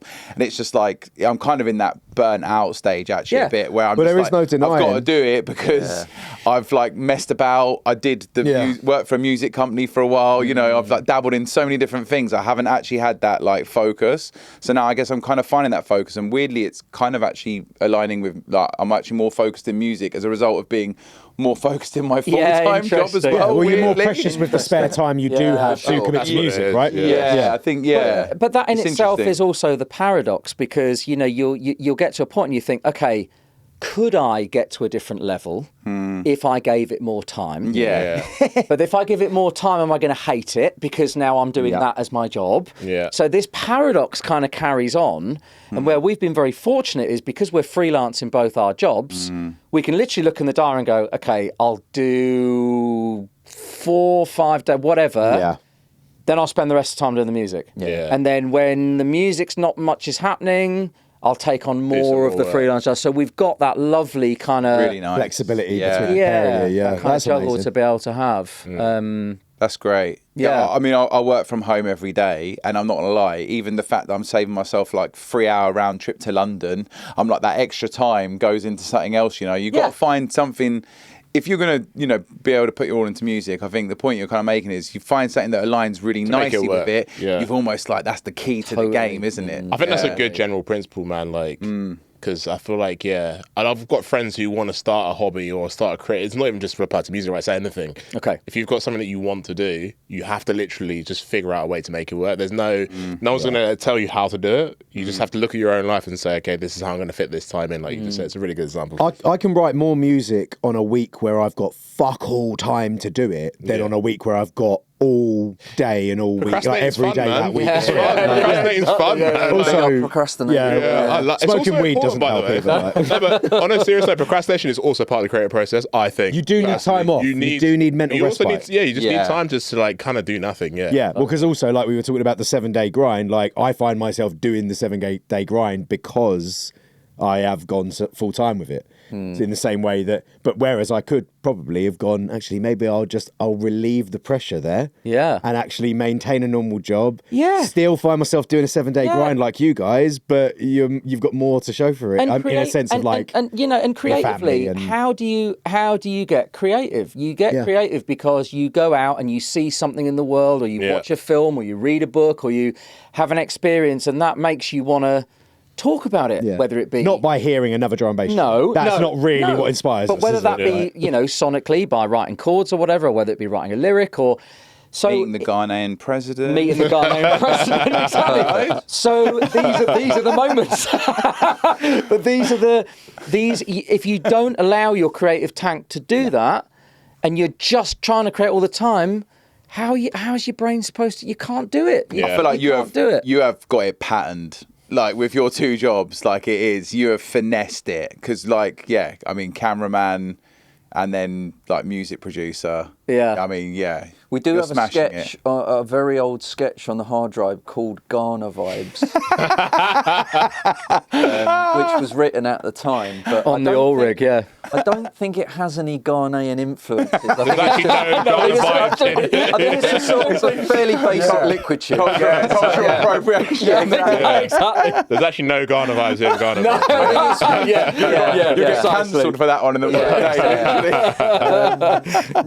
Knowing us at the time, it's probably got an amen on it and the respace. A respace, yeah. And a hot pants. I do want to go back to, because I feel like Desire Pass was too good an album to just gloss over a little bit. Okay. But because we're talking about influences, I'm going to try and roll into one like a pro podcaster. Okay. What were the influences then going into there, if you can remember that? And how is that different to what you're doing now? Is the music coming from the same place now? Obviously, it's a lot of time since that, because what Desire Pass, I want to say, was 2017? 2014. 2014, damn. 11 years ago. Yeah, okay. So obviously that's a long time has passed there. Yes. Do you feel like the music is coming from the same place, or obviously time's progressed? Is it?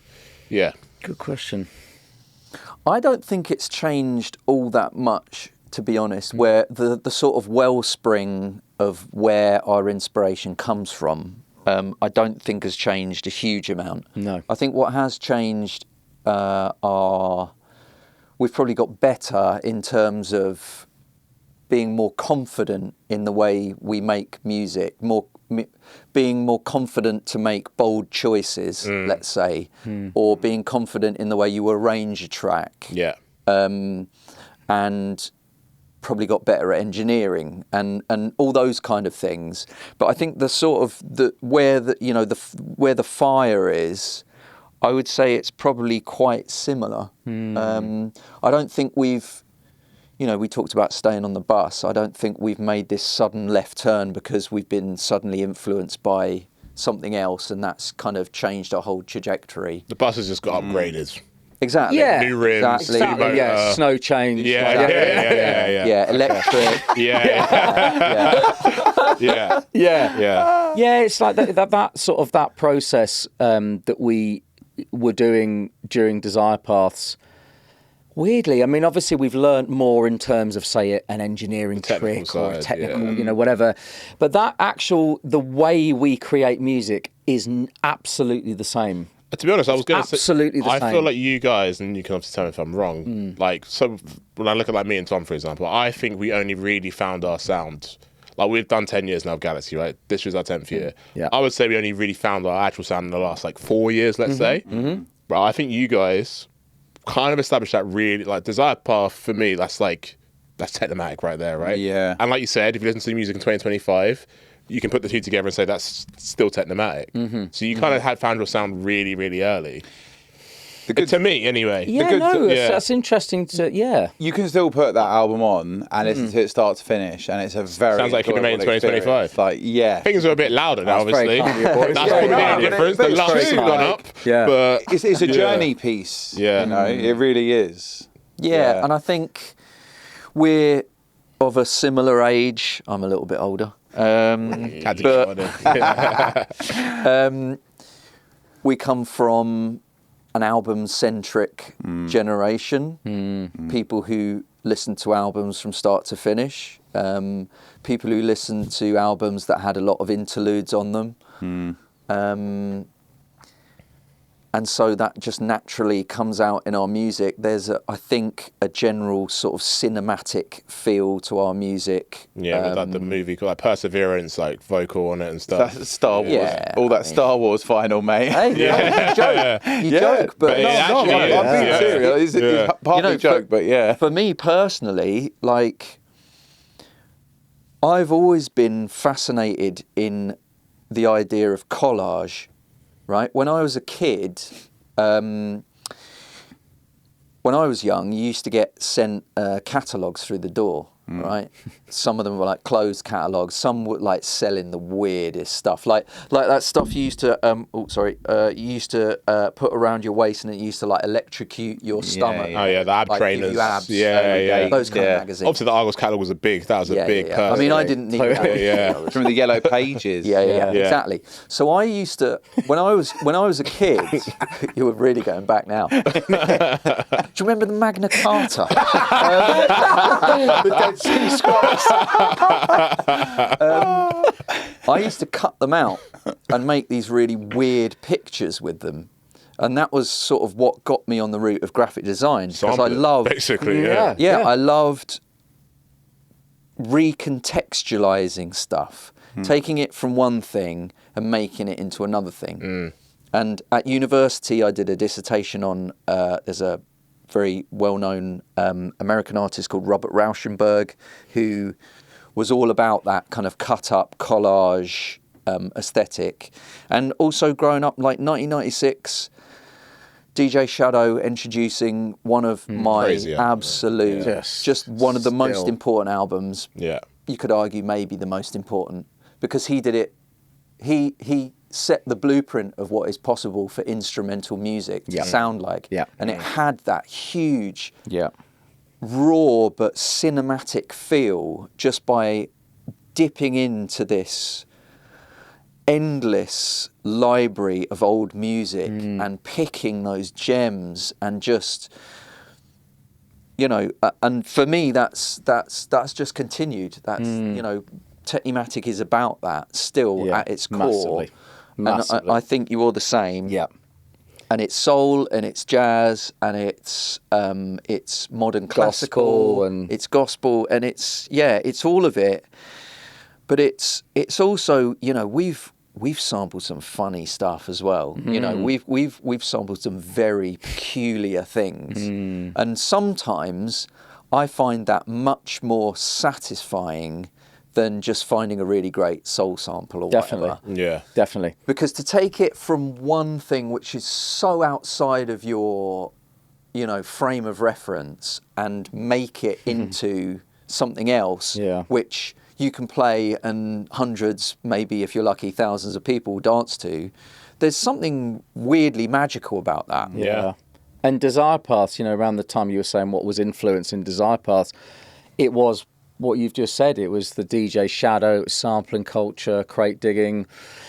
And because of also our own individual backgrounds, you know, it particularly like gospel and anything that would just give you that something that you can't put your finger on, but it'll make the hairs on the back of like your arm visceral, go. It's just it's something you just can't articulate. Yeah. And that's what went into Desire Paths, and also into that same compost heap of creativity was listening to High Contrast, was listening to good-looking records in the early 90s, was seeing Dougal play Happy Hardcore, was like all of it. That was what we wanted Desire Paths to be. Whether we achieved it, I don't know, but that was what it was. It was everything about us to that point. Yeah, we have to send a shout out to High Contrast, really, because, you know, he did sort of set the blueprint for my first Liquid album, man. High Society. Right. Wow, literally, amazing. You know, literally my first Liquid album. Yeah. You know, True Colours is, I think, the most popular for me. High Society, the second album, was that's like the one for me.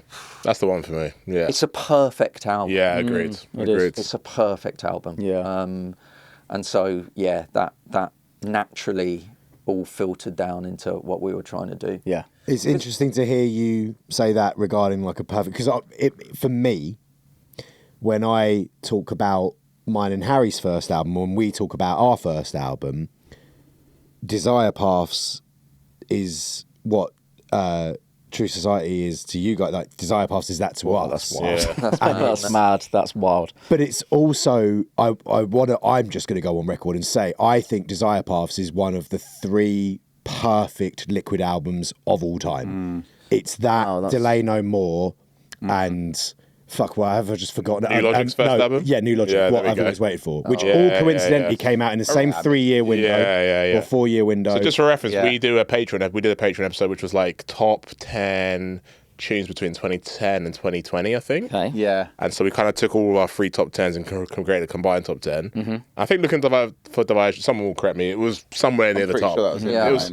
yeah, like your tunes featured very highly in that. Oh, it's very kind. Yeah. of Well, you. what's That's mad as really well kind. is for you is that there will be producers out there 10 years younger than you right now, and they will look back on the album that you've just released and say, that is the perfect album. And it was totally that album that inspired us. You know, Yeah, and which it just it's carries mad on. to think, innit, It just that like carries on. Yeah. that's how it's for so much of it. I think it is just it's time. It's you can write something at the time and not go, oh, this is perfect. You go, oh, I'm so proud of this. I'm really happy with it. But it's almost like they need that time to age. Like I think albums especially. not Yeah. just I especially think single first track, albums but- as well. Yeah. I think first albums especially because Yeah, to like, be able to make you that almost sort don't know of what you're stamp. doing as well at that Yeah. point. There's no Yeah. formula. Yeah, You just totally. kind of. I think There's it's always. also just something very magical about putting out music, and I'm sure you all agree on this, in that you can have an idea of what you think it is. But when you put it out in the world, it no longer belongs to you. Yes. Yeah. And people will start to hear in it things that you had no idea Yeah. that were No. there. It becomes theirs. They will vibe Yeah. off a chord change, Yeah. which we will have done just like Drunk. in 30 Yeah, seconds. exactly. Yeah. You know, and thought nothing of Yeah. it. But that hits for them so And it differently. hits Totally. them. And there is just something so beautiful in that. Yeah. It's magic, man. yeah. And it's like whenever you have those conversations with like, you know, you're playing a show, someone comes up to the end of the show, they always say, oh, my favourite tune of yours. It's never what you expect them to say. Yeah. It's something that you Precisely. haven't thought about in like 3 or 4 years, but Precisely. that tune's the thing that got me into you guys or whatever. Like, Yeah. Yeah. I think that's beautiful as And well. I think that's what's so important to remember with all of us, and you know what we all do, is that you are through that process of expressing something, you are connecting to people that sometimes you might never meet, and you don't know what experiences they're having to the stuff that you're making, and that's a very magical, incredible thing to do. And it's so important to not lose sight of that's really what creating and being artists, that's what it is. It's That like connection, isn't it, really? It's Yeah. connection, 100%. And now I've got much better at it at shows where I will, when I'm DJing, I will purposely get out of my own head and I will look at someone in the front row and I'll have a little moment with them. Yeah. And we'll have a little like, and then I'll kind of obviously carry on doing it, and then I'll look over and see someone else, and I'll have another little moment with them, because it's those little threads that we're all in that space together, and we're suddenly now having this shared experience. And yet, if it wasn't for this magic language of music, none of us would be having that thread together. yeah. So it's why I love music, man. I feel like we just set up magic. the perfect segue to talk about the name of your event series. Right. I feel like, was no one else feeling that? Like, I feel like that Let's go. was kind of I'm conscious of time. I want to make sure we set some time aside to talk about this, because you've got a huge event. I don't know when this podcast is going to come out. It should come out before the event, so let's use this as maybe just like a chance for promo as well. Yeah. You've obviously got you've been doing your own nights. I think you started in Room 2 XOYO maybe. Correct. That was for the album, the For All of Us album, which was the first album we put out outside of Shogun on our own label, which was terrifying. It was the album launch for that. That was the sort of start of it. I think you did. This is Earth maybe. So, Green Room of XOYO. Yes, we did that initially because we, just to give you a quick bit of background, like we were talking about before, we never had any plan to start putting on live events. That was not part of our plan at all. No.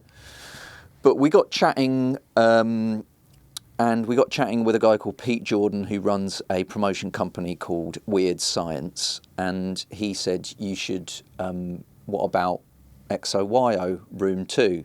and it's a very small room. It's like 250 cap. Just have it as your, as your album launch. It might be fun. And we were very worried about selling 250 tickets. We were like, is anyone going to turn up to this? And we sold it out in a couple of days. And on the day of the event, they told us there were 300 people on the waiting list. So we were like, oh my God, okay. How's this? What? This doesn't make any sense. So we did the event, and there was something in the room which was more than just the album Technimatic superfans coming and celebrating the album. We were like, there's something in the air here which is more than us. Yeah. Big time. Because the way we programmed the night was we said to ourselves, we want to be on the decks from the moment the doors open. So the moment the doors open, you were playing a classic jungle set from whatever the era was. Then I came up after you and played a classic liquid set for an hour. And then we did the Technimatic For All of Us album. Nice. We brought Charlotte Haining out. We brought Bloxburg out. Loki was obviously emceeing. And Ruth as well. Ruth sang. And yeah, we just, there was something happened in the room. I mean, if you talk to any of the singers, Ruth, Charlotte, we've actually got the recording of the night. And every single one of them comes out and you hear them on the mic and they go, whoa, because they're feeling exactly what we're feeling. It was different. It was really different. And afterwards, we just sort of all had a conversation. We're like, have we just accidentally hit on a note of something within this music that maybe people want and are not getting? Yeah. Is there something in this? And then after that event, Pete Jordan came to us and he's like, I think you need to go down into the basement of XOY. And we were like, Pete, there's no way we're going to sell tickets for this. Yeah. We can't do this. Like, it's not going to happen. It'll be embarrassing. We just don't want to put ourselves through it. Like, we're not sure. And Pete's like, guys, just trust me. Just go for it. So we then moved down into the basement of XOYO. We sold that out in, I don't know, it was like a month or something. So now we're like, this is wild. Like, what, and I remember we did the sound checks in the one in the basement with Zara, Kershaw. We had, who else sang that night? Lauren Archer and... your man. Yeah. Anyway, so... Gennady. So we're doing the sound checks and we're looking out at empty XOYO. And I'm going, what? No one's going to come. Like this kind. I know the promoters are telling us on paper we've sold this many tickets, but I don't believe it. Yeah. Like until we see people, I don't believe this is true. Anyway, sure enough, fills up, and the atmosphere again was like nothing we'd ever experienced. I mean, we were playing I know it's an iconic tune anyway, but I remember drawing for the London Grammar, the Calibre remix, If You Wait, right? I'm not joking. It was so intense in there that I started to almost cry. Because I was like, I just can't believe this style of music that we believe in so much, there's all these other people that believe in it as much as we do. And it was overwhelming. It was overwhelming. So we did the XOYO show. And then after that came Earth in Hackney, which we sold out as well. And for that one, we had Ruth again, we had Rhea sang, we had LSB come on as an unannounced guest. So we literally said to Luke, just walk on the stage, just walk out. So he just walked in and Loki went, oh, here's one of our special guests, LSB. And the front row were like... What? so we then do a back-to-back with him. The singers did their thing. Loki being amazing, he did his thing. We had Lucy Kitchen there as well. I was going to ask if you hadn't mentioned her name yet. So nice. She was there. Amazing. So we did that show, and then after that, as you call it, and I love this expression, the sort of gun on the mantelpiece, is Pete Jordan going, ever since that green room of XOY, I think Coco would be a great fit for this. And we were like, oh, God. So we're doing Coco. January, right? In January the 31st. Oh, God. And we are absolutely terrified to the point of I can't, like wake up in the middle of the night about it now. Like it's terrifying. Well, one of the main issues is that Andy and I have always been, and I think will be, glass half empty. Okay, We never think anything's going to work out. We ever. never believe that anything, like you said, even though we'd sold the tickets at XOYO, we didn't believe people were going to turn up. Like, there's something actually slightly insane about thinking that. If you actually break it down, if you break it down, what evidence do you need mad. that people are going to come? But it's true. We did think that. That is a promotional thing in the modern day, though, I think. Like, a lot of promoters feel that. It's like the most terrifying thing you can do. Of course. But to promote an event. But do you know what, though, Rich? This goes even deeper for us. This goes through, like, the music we write, anything we do. Yeah. We do not accept any of it is any good. Like, we're always like, oh, no, this is not, it's just not, no, it's not going to happen. I think it's natural, though, because you guys are, and I think we all are, every single person in this room and most of the guests we have on are on the other side of the spectrum to those you do see doing the things that you are now finding yourselves doing. Like doing an event at Coco. We're on the other side of things. So I think it's so normal for you to sit there and go, are people really going to vibe with this? It's not party ketty music. We're still on the bus. It's emotional, creative, like shit. Like, but of course, that's what people ultimately will want for longevity. Yes. I think as well to this is a conversation we've had a few times, but I think what you're doing was so normal like 15 years ago, let's say. Like, there was soulful nights in London, there were brands that we can point to and say, massively, that obviously went away in favour of like the bigger kind of, I was going to say multinationals there, not but big promoting company, like brands, right? Who are putting on these like 20 DJ lineups, and there's not really a place you can go where like you can point to that night and say, I know what that's going to be. This is the kind of like subculture I'm into, especially for like our side, like the liquid thing, the soulful thing. So I think actually what you've done was ballsy because, like you said, who knows if it's going to work or not, but it's actually provided almost like a bit of respite in a way as well for people that are looking for exactly what you're providing.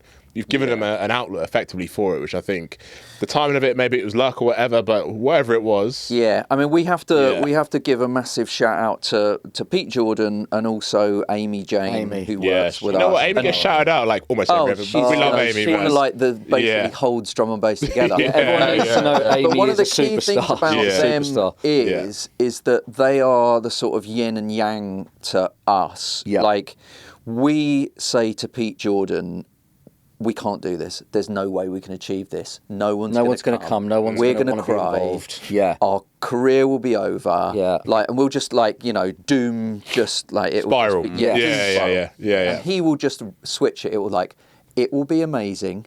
It will sell out. You will have the best time. It will be so good for your career. And he is just like positivity all the way. Yeah. We need that. And we need that in our lives. Big And time. Amy's the same. She's Amy's like, the you can same. do it, you can do it, you can do it. And I think, I'm going to pull this one out of nowhere. I think it was Ronald Reagan who said... First time to mention on this podcast, can I just say... Ron. Big RR. Yeah.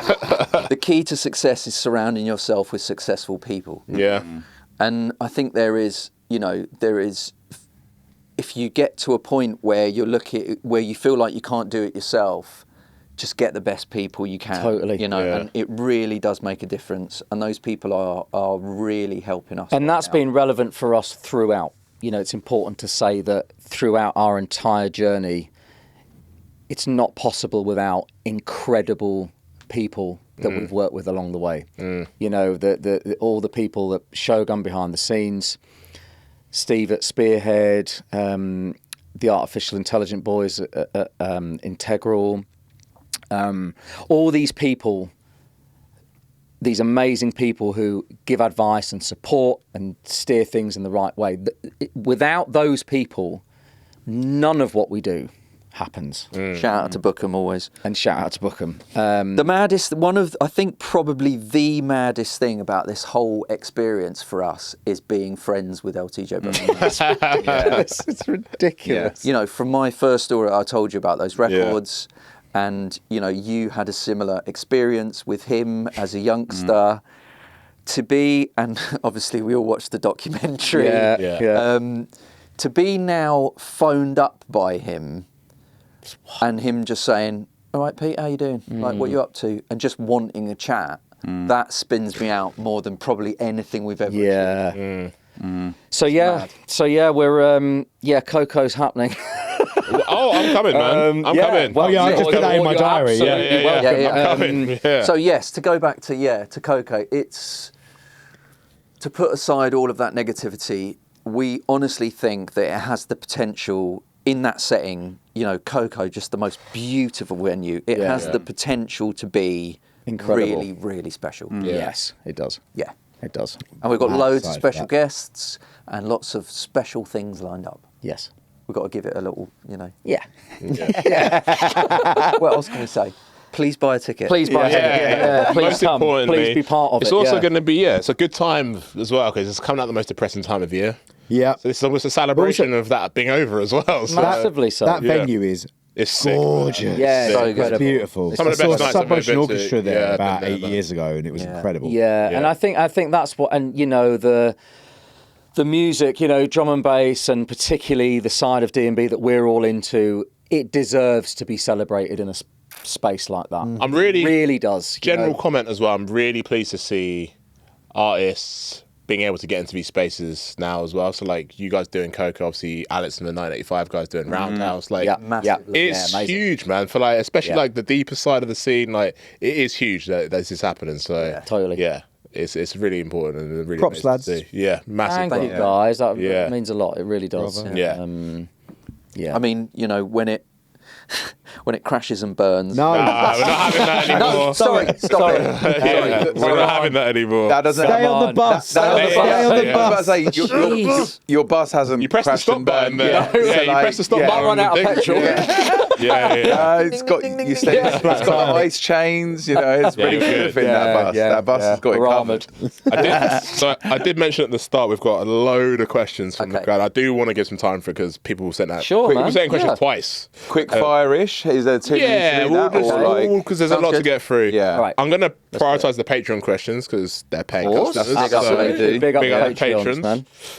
Okay, we've got a couple. So Harry 4D said, with such a long career, how have the goals you set yourself changed over the years? What keeps you motivated to keep progressing? The bus is obviously a massive part of it. But yeah, we're just going to... You've obviously kind of spoken about it throughout the podcast, but if you're just going to summarise it. I think it's everything we said, and also I think it's probably important to say what we haven't said. It's certainly true for me. I think it's true for you. I just fucking love making drum and bass. Me too. Me too. It's endlessly fun. Me too. And also, sorry, go on. No, I just can't imagine a time where I don't make it. Yeah. And I think also it's important to say that I'm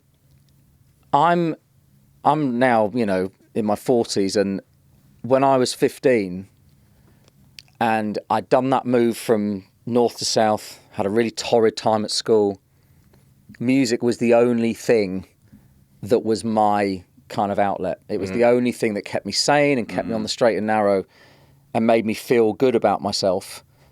And 15-year-old me is now 40-odd-year-old me getting to do what we do. And that is that's all I've ever wanted to do. So that is motivation enough, because it's like I am doing what I love every day. And That reference point is so it's important, by the just- way, isn't it? Yeah. It's so important. Like thinking about when you first started, your first time you touched the door, Yeah. whatever, to now, Yeah. and thinking about, did you ever think you were going to get this far? No. That's massive. It's like that Bookham thing you said. Yeah. So I remember the first time I played with Randall, I was like, Yeah. my 11-year-old Wow, I mean, self. dude. who's We're freaking out right he's now, literally yeah. like going, oh, you got a new Randall tape, yeah? Precisely. On listening to it in a Walkman, and then it's like, Yeah. I'm now like, I've hosted for this guy like Mate, numerous different times. It's like, I mean, Yeah. there you go. Like, There you go. Yeah, moments like and that, it's so it's important crazy. to never forget those moments. You know, I can remember Jesus Christ.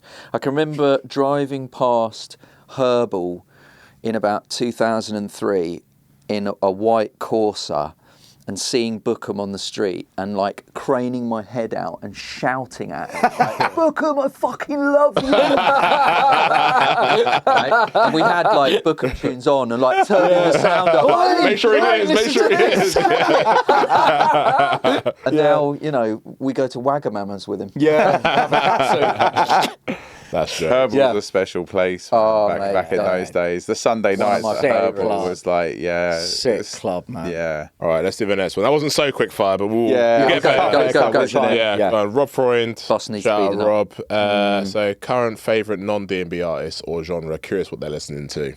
Maybe just top of first thing that comes to mind. Each of you give one answer. Well, I'm going to see Emma Jane Thackeray at Coco in November, so I should probably say her. Nice. Okay. I don't know if nobody knows. She's a vocalist, instrumentalist. She makes, I would describe it as sort of 80s Brit funk. Giles Peterson's quite big into her. Yeah, she's great. Nice. You know what? I've kind of like, I was listening to him before anyway, but I've kind of gone back into Fortet again in a really big way. I think because there's a lot of Fortet mixes have started to come out again on the DJ mix part of Apple Music. Yeah. And just realising the breadth of what he does and the fact that he can play a pop tune and then he can like... Yeah. And I don't know, I just find it mesmerising to listen to. He's one of those guys that just pops up. Like I read the Jay Dilla Time book like a year ago. I don't know if you've read that book. Really amazing. You need to read that book. It's really good. And like Fortet remixed Jay Dilla like 20 years ago. I was like, why is his name in this book? Wow. It's nuts. Wow, His career's that's nuts, cool. man. Yeah, That's cool. Small Fortet fact, I sold him some records on eBay once. nice.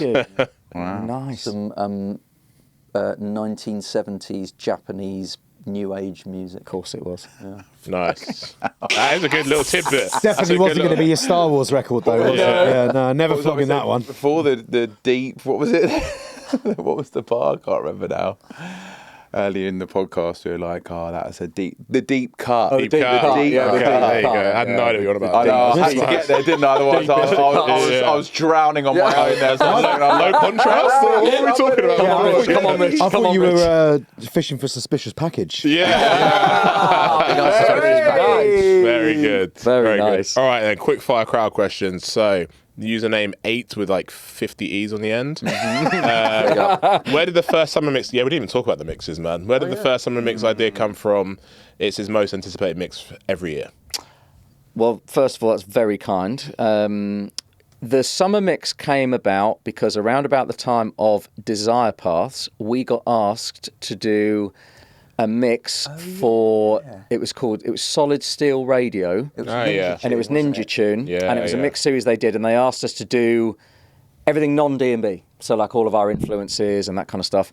So we put together this mix, and then after we did that, we were like, because we listened to so much music outside of D&B, that was really fun to sort of use our skills as DJs, but with all the music that is not dance music. And that's how that's kind of how it was born. So that mix as well was what inspired us. So for our first time was called Research Development. We did like research mix, development mix. The research mix was an influences mix. Oh, that's amazing! Because of that. That was a sick idea. Sweet. Oh, The winter ones are Percy. So good. Yeah, so good. They're all good. All right, next one. Algorithm. Shout out my friend Ben. Got married the other day. Congratulations, mate. Congrats. Is one of you pulling more in a liquid direction whilst the other pulls more in a darker direction? I'm guessing, you know, when you kind of, because you guys drop the occasional, like, kind of greasy one. Yeah, I mean, I guess it's tricky, isn't it? Because I wouldn't say it's one or the other. I wouldn't say that every single time we sit down and make a tune or come up with a sketch that we're in the same place musically. I think we can swap quite often. But I think, you know, when I said our differences kind of make us who we are, I think there is a general tendency in our partnership for you to pull in a heavier direction and me to pull in a more beard stroking. If you asked me to guess, I would have said that as well. Yes. I would have said that. Yeah. You have always got half an eye on the dance floor. Yep. And I have always got half an eye on someone listening at home on headphones. Mate, Massively. I remember. So can I just tell this little anecdote because this kind of sums up me perfectly. I remember we all played a night at Egg. 2017 Spearhead Night. Spearhead Night. That was when I played that remix of If We Ever. That was that night. The fight. I remember That was that night. Tom, I never heard that. It was that night. Right, But I yes. remember you did a mix with what was the Periskeptical tune? You know when they did that EP together? I know the one. Yeah, you pulled out a mix. I have a video of it somewhere, and like I've never the venue just like lost them because it was like out of nowhere. You pulled this mix out. Yeah, It was like, yeah, that yeah, tune's like one of the greasiest tunes as well. Yeah, Yeah, yeah, I yeah. just remember I had to get that one out there. I remember that very well. Yeah. Yeah. I mean, you're right because there's always that thing of like, Pete wants to go. Not always, because he'll sometimes send me something that's like a stinker, and I'm like, "Where's this Where's that come from?" So, but you're always very much like the really laid back, want to go really deep, really. I'm then the other end, which is I really want it to be up front and work on the dance floor, and then the middle road is Technimatic. My most like overused comment when we're talking about mixdowns, and I've probably said it to you, I mean, literally probably 700 times. Is, can you turn the drums down slightly? Can you turn the music up a bit and turn the drums down? The snare's a bit loud. Yeah. Because Tom said that to me quite a lot as well. Yeah. But just to say, I mean, it's not always like, I would describe Music is Music from Desire Pass as one of our deepest tunes that we've ever done. Yeah. And that was one of your sketches. That was one of my sketches, yeah. There you go. So, From an MC perspective, who's played with you a few times and played with you together and then separately, like it would be so easy for me to have answered that because he plays deeper and you're more dance floor. There you go. I always knew what I was getting if I knew which one of you I was playing with. There you go. One of the hardest things to do though is make liquid that works on a dance floor, like energy levels wise. I think that's one of the hardest things to do.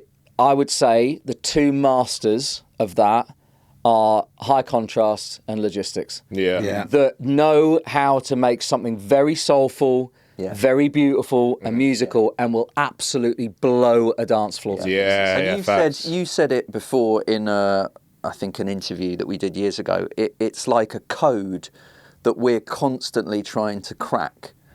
And we will never, we feel like we get close to it sometimes, but we're always striving to crack this code. Nah, you've done it, man. I can say with confidence you've done it. Combining musicality and that, you know. The energy side of it, yeah. I can say with confidence that you've done it because there's always Tom that does it in our set. Sometimes when we just want to go a bit off piece, like we're in a heavy section of a set, whatever, Tom will draw for a Technimatic track, and it goes off. It just goes off. Like it's there's a couple of tunes where so Night Vision's always Night one Vision of them. is There's a few artists that have made like one or two tunes that fall into that category. For me, you guys have tunes in that category, so I know you've done it already. Thank you. Thank you. Appreciate that. All right, let's pick a random one. Concept Sounds London. That's one of your boys, isn't it? What is your views on the price of eggs? I don't eat eggs. Don't eat eggs. No view. Don't eat eggs. Zero I eat view. a shitload of eggs. Yeah. What are you saying about it? Overcompensating for the fact that he doesn't, just to make sure. We've never had an egg conversation, I don't think. They're fucking get into it. expensive now. Are they? But Yeah. I am happy to pay whatever is necessary for eggs because they're very important. As you get older, it's very important to take on more protein, and eggs are key in that. So I need to get on the egg game, basically. Why don't you You're going eat to waste eggs? away, mate. Right. You're going to waste away. No, don't. How'd you get your protein? Don't do that, mate. How'd you get your protein? You don't eat seafood either. I don't eat fish either, man. Strictly no seafood, nothing, not even tuna. On our rider, Our rider says it literally says no seafood. Andy Technimatic, no seafood. Just in case they just slap a sushi platter down. exactly. In case like a few crab sticks come out in the green room, I'm like, listen, it says no seafood. That is jokes. Yeah. All right, I've actually said, I've got a good question here, actually. Go on, we're doing real rapid fire now. Ceremonium. What would be your collabs outside of D&B wish list? Let's pick one each. One artist, could be a vocalist, could be a producer, could be an Living or instrument. dead? Let's go living. Let's go living. Yeah, either. Living. No, I say either. Yeah. Okay. Either. Dream I was just trying collab. to make it easier to narrow it down. Dream collab. Yeah. All right, fine, yeah, living. Let's go live it. Let's go live it. If you want someone Live dead, Pete, you can have someone dead. Yeah. Yeah. Go on, mate, yeah. Because, you know, it's one of those scenarios that you actually can. Love to get Gil Scott-Heron on the track. Yeah. He could do one of your little, you know, like your like intro tunes to your albums where it's like the spoken. He could do that so well. Yeah. He would actually be. He'd be incredible. Yeah. Well, we've sampled him, haven't we? But it just doesn't feel right. Yeah, fair. For me, it would be Nils Fromm. Nice. Fair. Yeah. Just for that, like the kind of that. It's either Nils Fromm or John Hopkins. Yeah. Don't get him started on John Hopkins. Fucking hell. Quick, another question. We'll be here for another hour. Yeah. One of those two. You must know that because you watch the podcast. Why has Nils Fromm not done a collaboration with someone in drum and bass yet? Like specifically, Well, it would Liquid. work, wouldn't it? It would totally Hit him work. up. I heard that. It would totally work. It would totally Hit him up. Yeah, definitely one of those two. Okay, Lower, I know it's a producer. Big up, Lower, Said, would you rather be stuck in the world of Lord of the Rings or the world of Harry Potter? Oh, Lord of the Rings, man. Harry Potter's just a bit odd, isn't it? I just You know I'm what? not- I only got round to. I listened to Lord of the Rings this year. I've never read it. You listen to it. Yeah, I listened to it on audiobook. Of course you Andy did. Circus. Not on vinyl. No, it's not. Too deep. That would be like too deep a coverage. 20 records. I didn't even think about that. Yes. Yeah. Like those encyclopedias that your grandma. ABC like, literally the biggest box set ever. Get one every week in And a I have to magazine. say, I have to say, Lord of the Rings is sick. Yeah. I mean, It is. it is sick. Yeah, it is great. Having said that, if you were stuck in the Lord of the Rings world, it's brutal. You'd be scrapping No, a lot. It's no, just brutal, hang out in man. the You're Shire, up against all bro. manner. Hang out in the Shire. depends Hang out in the who you are. Shire. Yeah, I You're good. suppose. You're Yeah, good. Hobbit life yes, seems sure. alright, Hobbit to be Hobbit. honest. And Yeah, to be fair, although like actually- Hobbit life, it seems more musical. They like a song. They love see you in a rhythms. Hobbit house. I can Yeah. see Love you, a like- drink. Yeah. They eat bear as well. The more lemon north teas. smoke as The more well, north don't you they? go, Yeah. like the more Yeah. chill it gets, man. You just move away from Mordor. You just Yeah, emigrate. fair Just- one. There's more up there. It is Yeah, actually fair a really one. good point. Yeah, because if you're like one of the key characters, you're just getting involved. You're in scrapping, bullshit. basically. Yeah. Okay, you're like, just this is obviously relentless. Also, Harry Potter universe. Who said you're not a mudblood? You could just be like completely like unaware of all of this magic. Oh, shit. you could You just be living human. your normal life. Yeah, you could just be in Oh, London. yeah, you could be. Just, We could be in this Could Harry just be in Potter London. universe right now. Making Simulation things theory. big. selling Japanese ambient records to Fortet. Who smoked a spliff before they came in the room? Yeah. Fucking Harry Potter simulation theory. This is probably for a podcast further down the line. I don't think we've got the time, but Lord of the Rings 2025 drum and bass. Discuss What? Is it 2025 D&B? What do you mean? the world of Lord of the Rings. Is the modern drum and bass world landscape? of drum and bass. Yes. Wow. And yes. who is who? Where is We're obviously the fellowship. Yeah, let's We'll do that as a Patreon. that could be a only whole exclusive. Patreon episode. We'll have to dive into that. Who's sitting where? It's kind of like one we did before, where it was like, who's the producer? The school teachers The and school stuff. teachers. That was a good one. Lord of the Rings characters producers. Yeah. Pick whoever's Yeah, nice. Gimli. It's a really good one. Who gets delegated to be Gimli? We can't dive into this now. I had an We'll answer, go- but I this can't is- say it. yeah, I had an answer, We'll be but I here all can't say it. evening. hour-long Yeah. Patreon-only episode. Yeah. Yeah. I think that's. Let us know if you want to hear that in the comments. I actually think that's a perfect way to end, to be honest. Yeah.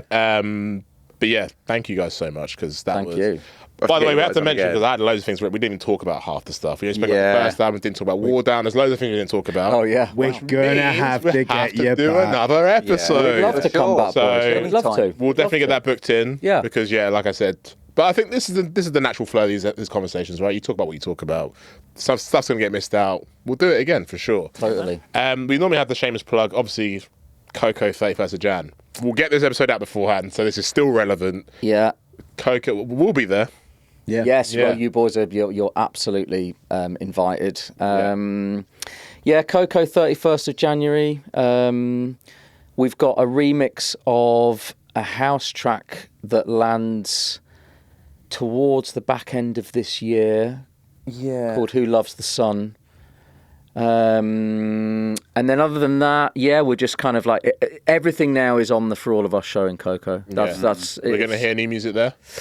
Yes, I mean, we were talking on the way here. We've got a pot of about 25 tunes now, 26 new tunes. Yeah. We're on, we talked about sort of going in phases with the creativity. We're in a good good place. So they're coming out thick and fast. Yeah. And then just lots of shows. But yeah, thanks for having us, lads. It's been lovely to chat to you. Really long time nice. in the making. Yeah. So I'm going to do the YouTuber thing again. Like and subscribe. Leave a comment. Spotify 5-star rating. I don't know. It's following, but yeah, whatever. I think there's a rating system. Come join the Patreon. Yeah. Main thing. If you want to hear about Lord of the Rings and drum and bass and how that Yeah. Sound off in the comments. Come and join the Patreon immediately. Thanks very much. Big up. Peace. Cheers.